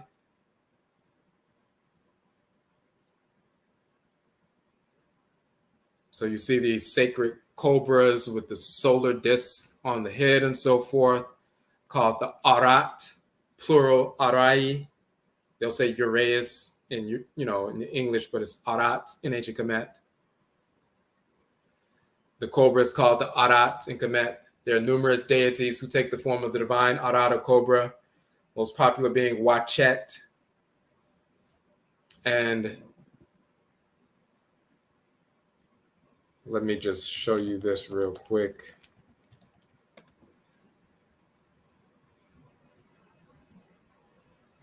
And we're almost done. If you have any questions, you can post them in the chat room, of course. We just have a couple more things we want to touch on, and don't want to keep you too long. I'm going to show you one of the articles we published on the divinity Wachet. She's called Ya in the Akan tradition or Ya in Yoruba. Wachet in ancient Kemet. That's an image of her.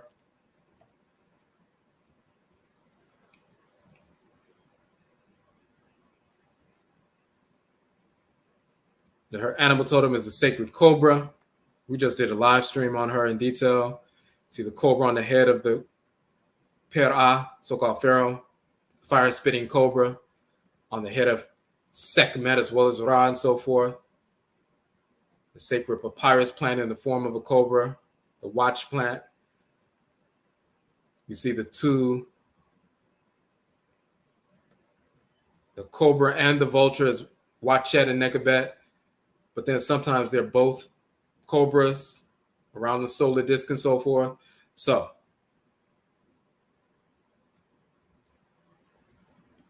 and you see here as a winged cobra with the solar disk on her head and so forth. So, just wanted to show you that image when we were referencing Wachet as that sacred Arat or cobra energy.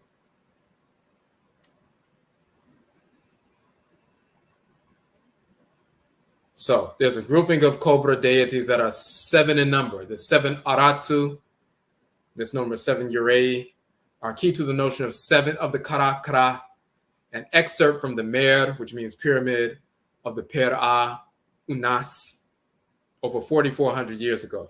So the reason why this is important is because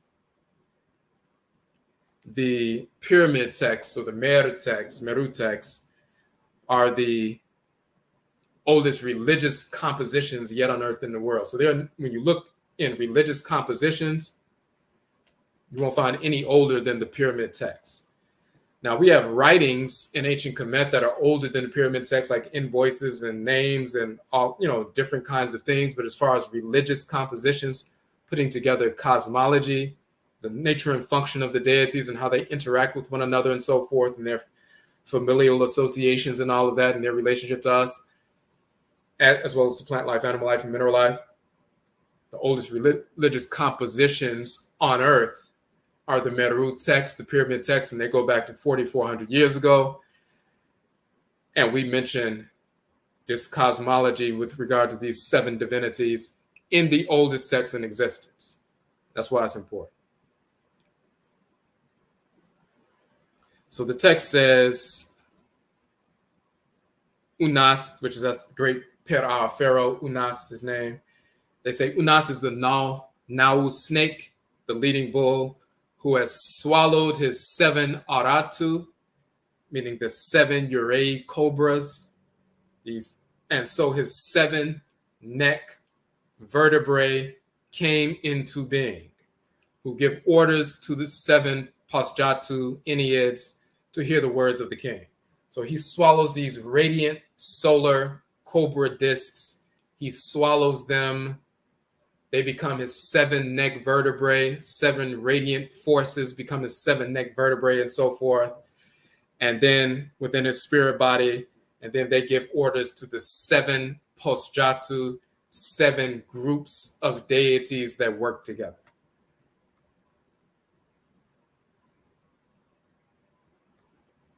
Utterance 318. This is the actual pyramid text of Unas, a photograph of that. Utterance is 318 to 321. You can get that from Pyramid Text Online and so forth, the actual primary source. So here the king, Per-A, identified as taking the form of a sacred snake who swallowed 7 cobras, which caused his 7 neck vertebrae to come into being. Now, while the kasu, or the 7 knots along the spine, the swallowing of the 7 aratu is the ingesting of 7 radiant discs. You saw the solar disc on the head of the cobra, who then take up residence within the king as his 7 neck vertebrae, cervical vertebrae. This act precipitates the development of the 7 magical knots within the body.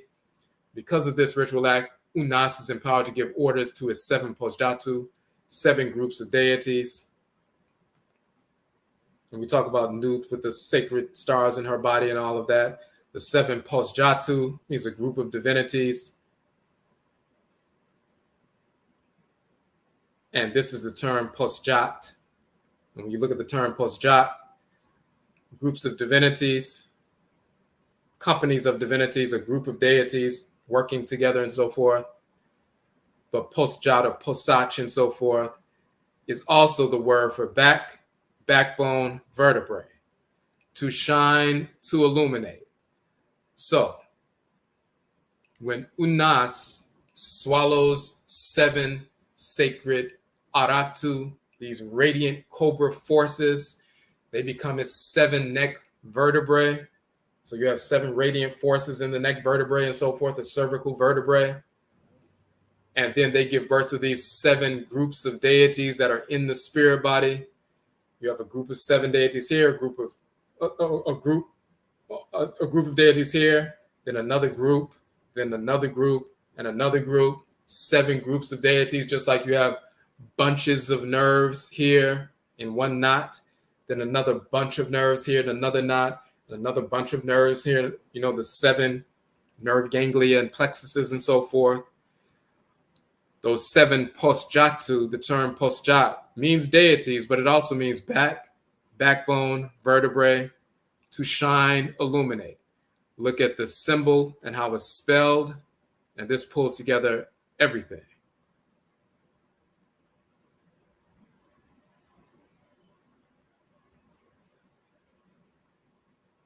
The first and greatest 9 deities, groups of deities. But if you look at how it's spelled, these are variations of the spelling, a reared cobra and a symbol of the backbone. Not a cobra laying on the stomach flat, but it's a raised up or a reared cobra.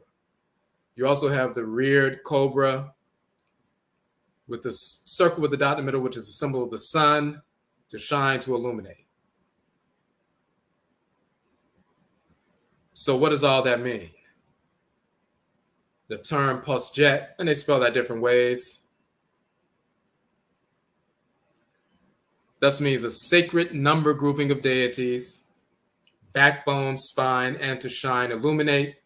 These are descriptions of the kara, shrines, or radiant illuminate centers of energy along the spine, kasu, that are sanctuaries, kasu chambers, kara shrines for the deities, the aboson.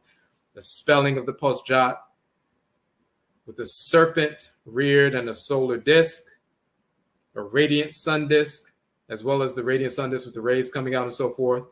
A spine, this is the symbol, shows the origin of the fiery serpent power moving through the spine, kundalini, all combined in one term. So we had all of those elements and the number 7 and the deities and the cosmology and the ritual invocations thousands of years ago before Hinduism existed, before the whites and their offspring existed. It references the swallowing of 7 radiant aratu, who become the 7 neck vertebrae.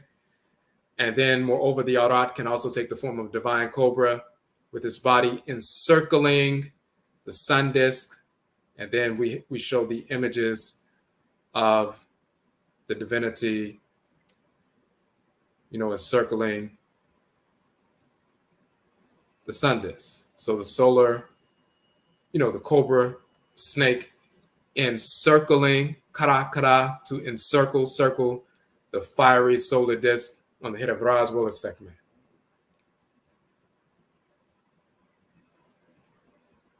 Now you have the term chas or chasa, to order, to arrange, to command. Chasa, a wise or learned man. Chas, knowledge, wisdom, speech. So to order to arrange, lawmakers, arrangers, wise or learned, knowledge, wisdom, speech. It's a variation of kas, meaning speeches, spells, incantations to arrange words in a logical sequence. Why is that important? Because in the Akan language, inyansa means knowledge, learning, wisdom. Kasa means speaking or speech. These are Akan terms.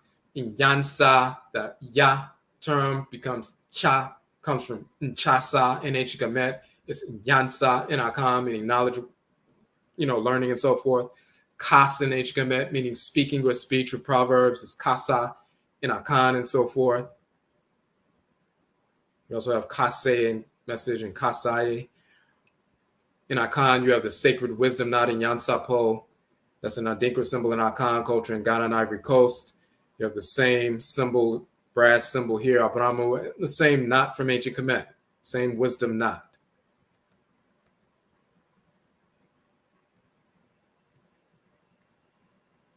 So let's go back up for a second.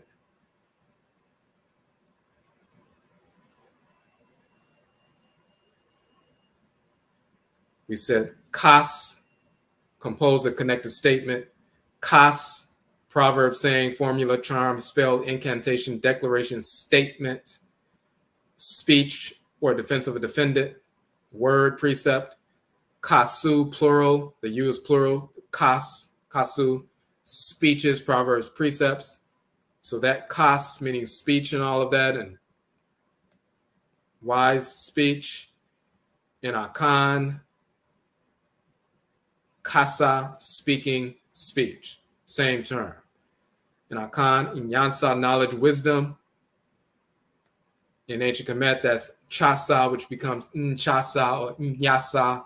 In Akan, wise or learned man and so forth. Knowledge, wisdom, speech. So, kasa or chasa is a variation of kas. And the reason why that's important,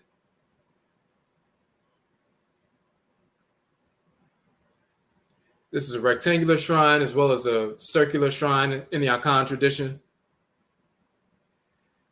A koro, a pot placed before the deity. They say fetish, it's an old dictionary, but that means a deity. A koro, that's a shrine for a divinity. It's one of these koro, shrines for a divinity. Same as kara, a shrine for a divinity in ANKH and KARKAR. Koro, a large, round, flat wooden vessel. That's a round vessel, round shrine, and so forth. Kuruwa, a round and large or flat or globular things, circular, globular, spherical. Kuruwa, which is the reduplication of kuru. But you have korowa, you have same thing, korowa, round and small and so forth. That is koro, large, round, flat wooden vessel. The koro is the pot. So that's all showing that there's a circular koro, round koro, shrine, ekoro. That is kara, anything round, staff, shrine, cylinder, but also kara, meaning shrine. And then you have the kasu or chasu, the seven divine masters of wisdom who helped Tahuti, the deity of wisdom, plan the universe. And their names are Neferhat, Neferpehui, Neb-Desheru, Kaba, Kek, and San. These seven chasu, the wisdom divinities, are manifest as the seven kasu. And in the coffin text, these seven knots are referenced once again. OU 7 knots, and that's 4,000 years ago, coffin text number 407. OU 7 knots of Mehet Urt, that's her, female divinity. May you make me fresh, may you make me to live, may you give me strength to my bones and life to my limbs, may you make my flesh fresh completely with life. I know you, I know your names, I have not died, I have not grown poor, I have not gone blind, I have not become deaf. I am one of the deities, I know your names. We knew the names of these deities, we knew the names of the seven kasu, we knew the names of the sacred seven divinities of wisdom that organize the universe. We have all that knowledge and we invoke them on a regular basis. Okay.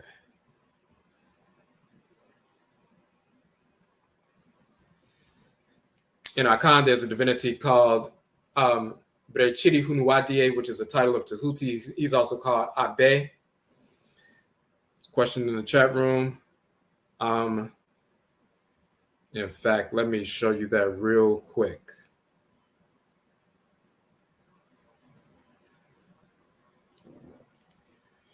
Before we get back to the, so that's most of what the book is, and there's some other information. So basically, when you read the book, you download the book for free, you have a full understanding of what we're talking about in the book.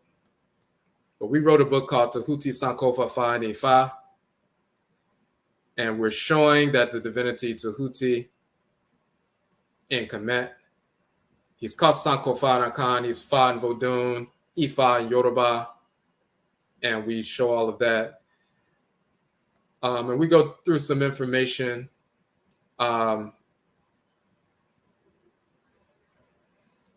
Here's one of his titles, Bre Chini Huduatie, the all-knowing one. That's his title in Akan, a major title in Akan.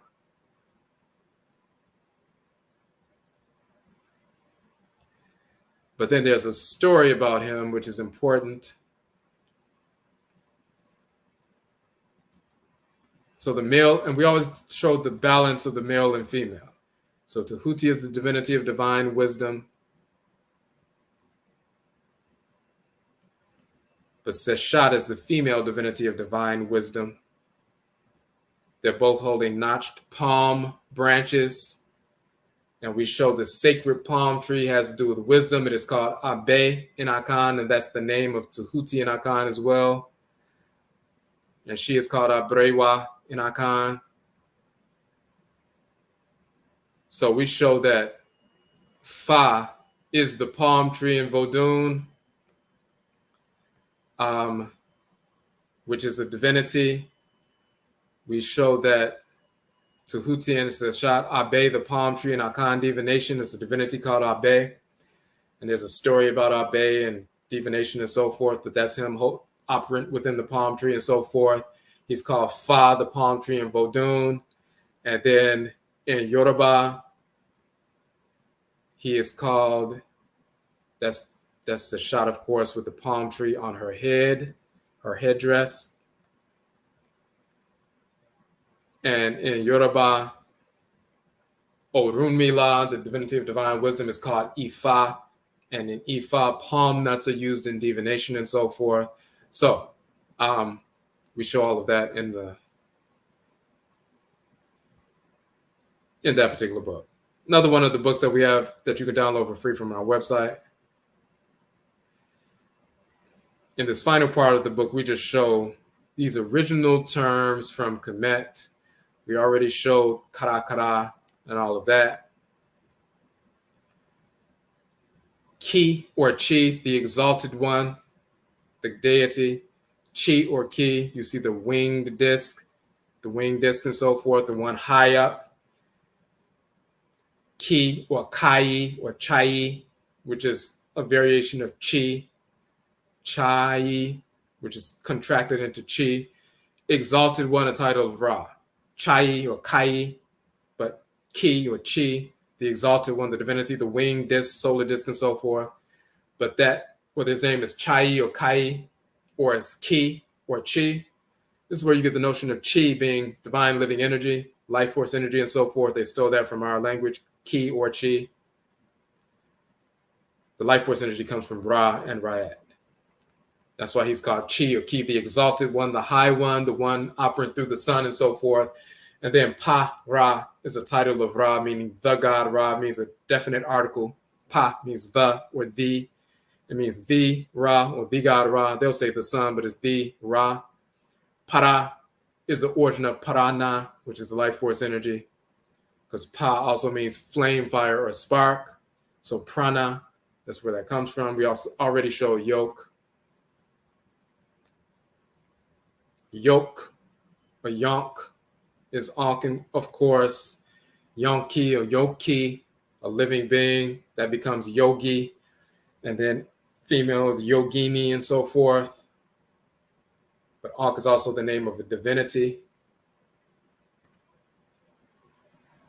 Ankit or Yonkit is the name of the deity. And then there's also Ankh or Yonk is the name of a male divinity as well, which is whites and offspring don't know about that. And then we also show the Ab, which is the term for heart, but it also means to dance, sacred movement. And when you look at these different forms of the man with the hands down and the arm up and the two arms down and then the two arms in the praise position and the hen symbol, all these different movements, if you look at them in sequence in the medutu, from this position to that position, this position to that position to that position, and keep going, all those movements in sequence are the same Tai Chi or Qigong movements that you see. So when you look in the book, you'll see that sequence of movements, which are called Ab, dance, perform gymnastics. In this context, dance. Ab means the heart, but it also means rhythmic movement. So it's also the term for dance or sacred movement and so forth. But all these movements you'll see show up in these Qigong and Tai Chi movements. So Ab is the heart. Ab also means to dance, but it means sacred movement. It also has to do with the, scarab beetle and so forth. And you have Keprit, the female divinity, and Kepra, the male divinity. We incorporate that in our book. And then we also show that the Akua in ancient Kemet is Nebet-Het. And we go into some detail about that, and we show that the Akua Badal is the Ankh. There's a fertility function and a funerary function for the Akuaba. That's the funerary Akuaba. This is the funerary Akua and the fertility Akua. And the funerary Akua is the one without the arms and legs and so forth. It's the neck and the top of the head. And that is the same symbol for the headdress of Nebet-Het, which you see on top of her head and so forth. So we just go into some detail about that. And we also show that when you have an Akua Badal, when they incorporate the Jed pillar, when you spin an Akua Badal around and look on the back of the head, you'll see the Jed pillar there as well. So we continue to use the same symbolism in the Akan tradition. Unbroken. Here's an Ankh symbol with arms and hands and so forth, same as the Akuaba. Ankit, the living one, the name of a goddess.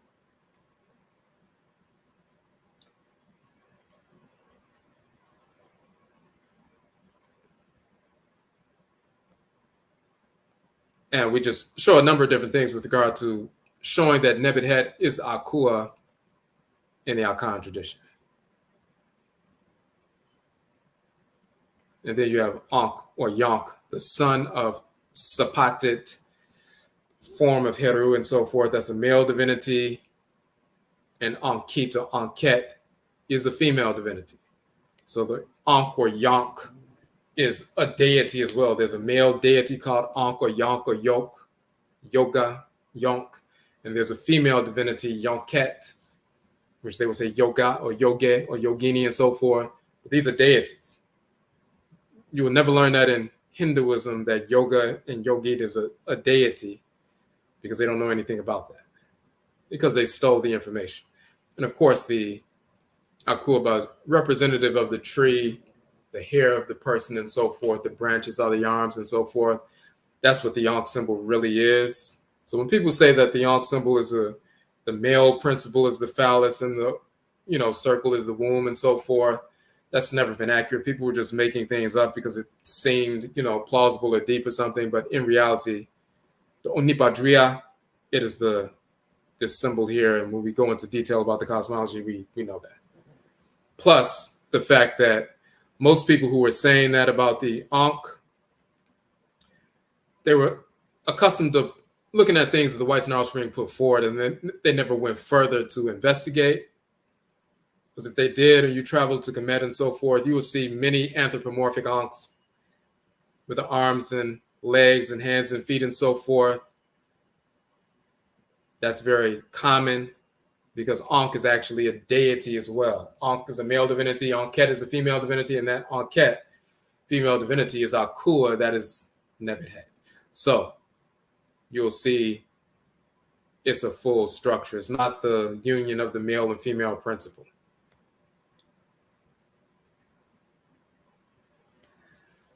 All right. Okay, there's a question in the chat room. Are dark-skinned Indians with the long, straight hair our people? It depends on who you're looking at. There are black people in India who are direct descendants and are our people, but then you have other ones who are, they can be from tan skin to brown skin or even a little bit darker with straight hair, and they're directly descendant of the whites who invaded, and those whites invaded and raped their blood into, you know, the original black population, and they, you know, give birth to a mulatto individuals. Then those mulatto individuals, you know, copulate, and then they give birth to other mulattoes, and they get a little bit browner and so forth. Then the spirits of those whites who have made it, you know, generations before incarnate through those mulatto children, and they're born into the world. They come out and they have light brown skin, and they have dark, straight to wavy hair.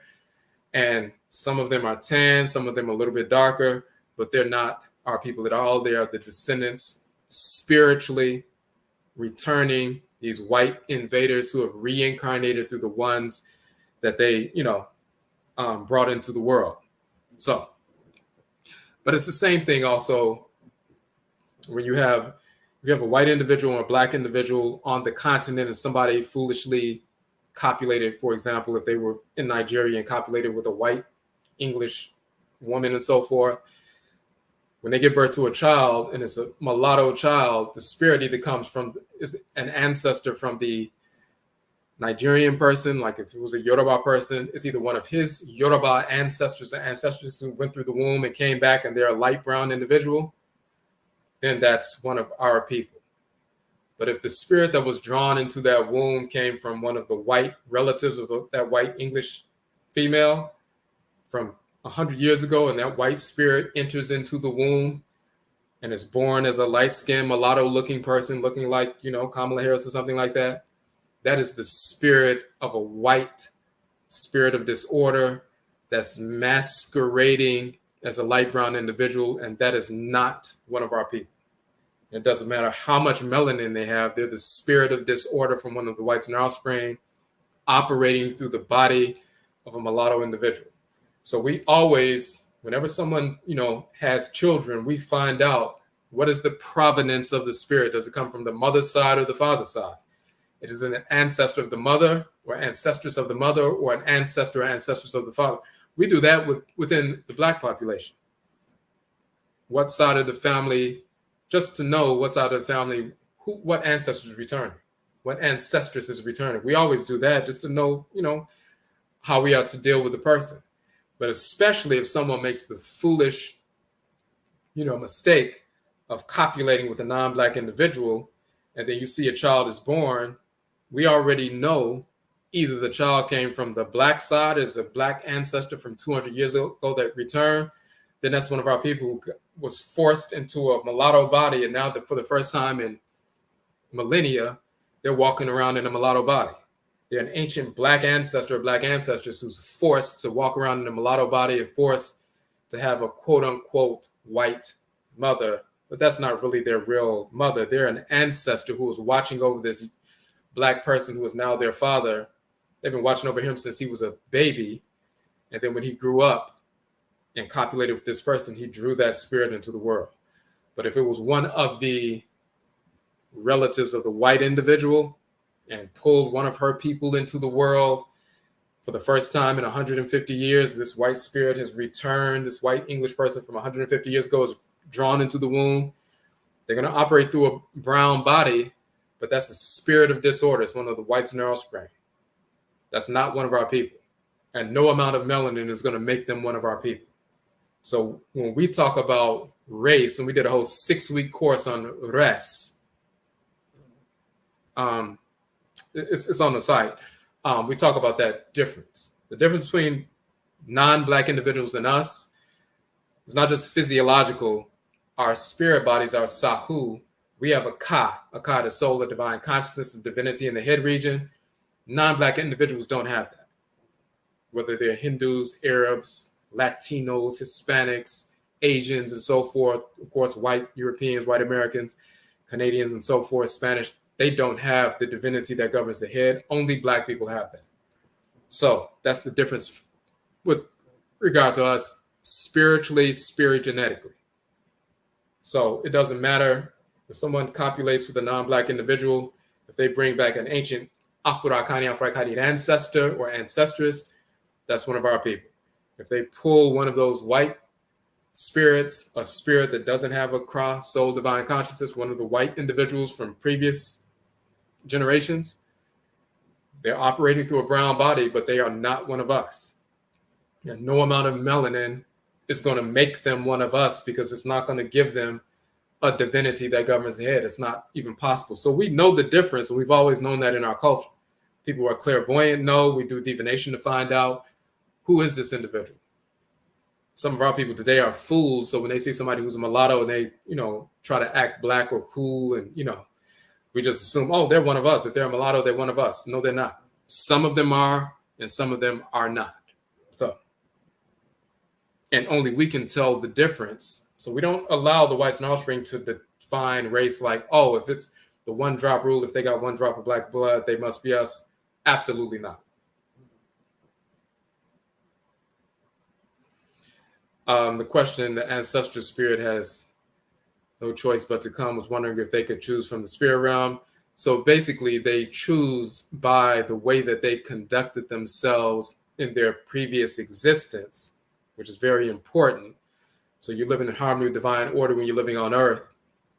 Then you become an ancestor or ancestress, and you're in the ancestral realm for a couple of hundred years, and it's time for you to, return.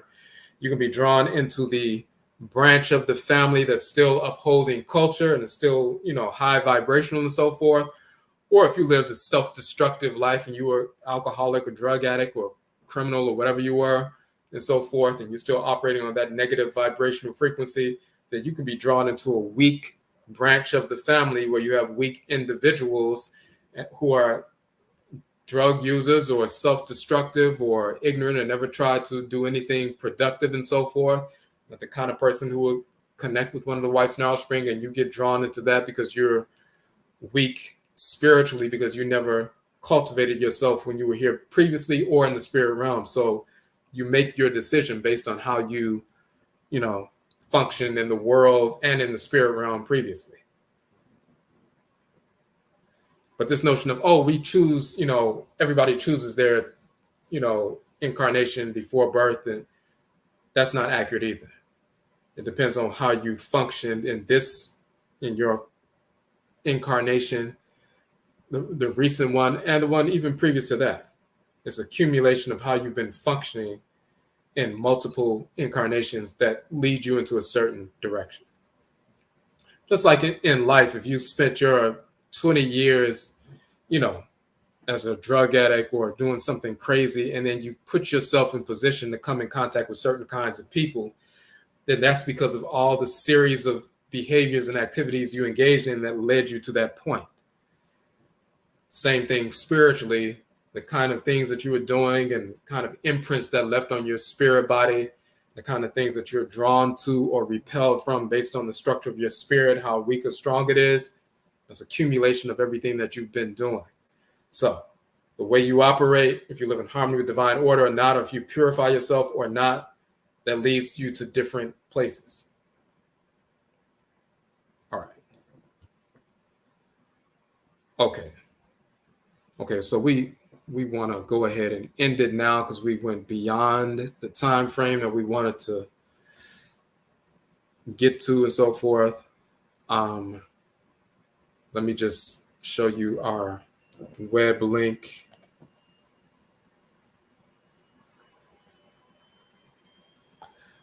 So some of you are,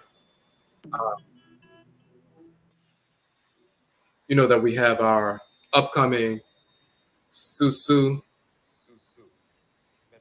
meditation instructor certification coming up on August 5th. And that's the trailer for that. So we will, we're finishing up a course right now, but it's a 4-week online course. You can be certified as a meditation instructor. We call it Susu, which is the ancient term for meditation.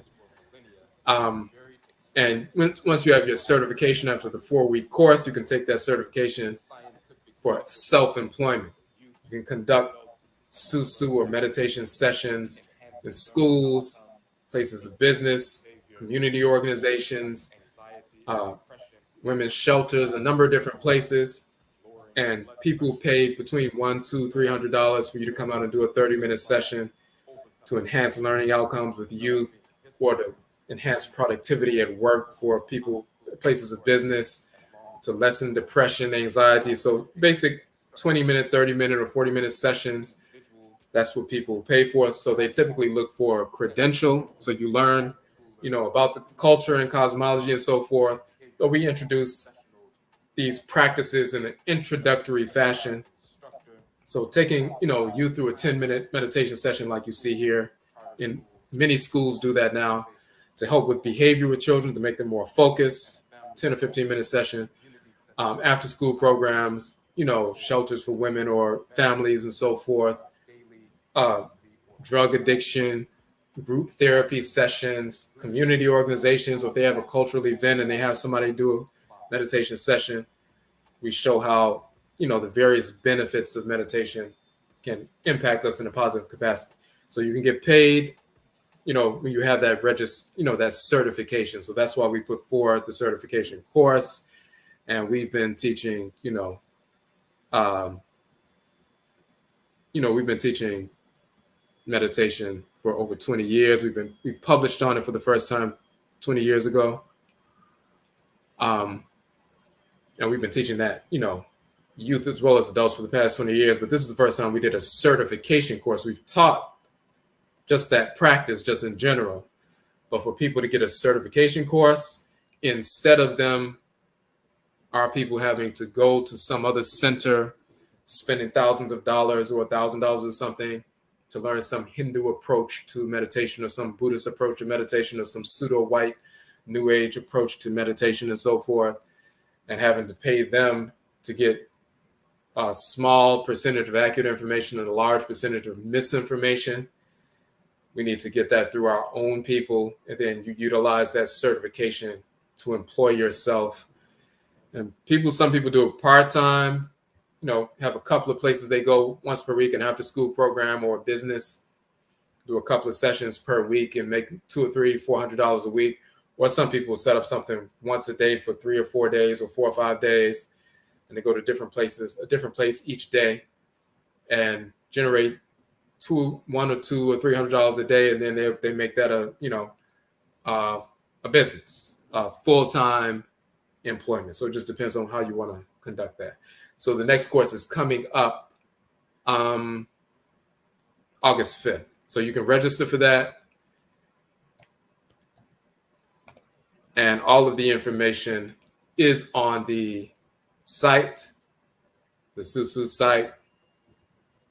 And we also have done a number of lives, but two of them, talking about the referral fee, as you can see here. You can receive a referral fee, a $100 referral fee, if you refer someone to our course and they register for the course. Once they pay the registration fee, then we'll PayPal you or Cash App you $100 referral fee for sending someone to us. If you're not ready to take the course yet, you can still do the referral fee. Just recommend the course to people, send them to our page. Once they register and they pay for the registration, we will send you the referral fee immediately as a way of saying, "Yedase," thank you for sending someone. The only stipulation is, of course, we only teach Afurakani, Afuraitkaitnit people, African Black people. So we don't teach non-Black people meditation or anything. All of our courses are for our people only. So that's the only stipulation. All right.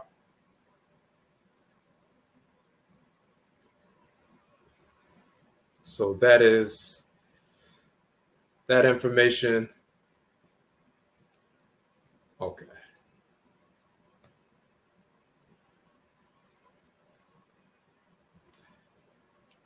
Okay. So once again, yet I'll say we thank everybody for tuning in, joining in with us. Check out the various, we have our 31 books you can download for free. We have 40 online courses that you can access the archives from. We have the certification course, our 2 documentary films. So the Hoodoo film that we just released in October is on our page right now. You can watch that for free. Our first documentary film that we also won an award for Best Original Documentary at the Film Festival in New York. We were also entered in the Film Festival in California, where we went out to speak and so forth. That film is accessible. You'll see the link, the trailers. You can purchase that film for $11.11 and so forth. That's on the site. So you'll see all of that information here on this page. But the link for the Susu meditation instructor certification course is in the description for this video. Also, if you want to know when we're going to go live, like and subscribe. So click like here, but also subscribe and click the notification bell. So when you look on YouTube, you have the subscribe, button, of course, but then the notification bell. So when we post something, we don't have a set schedule of going live, but there are certain days we do go live.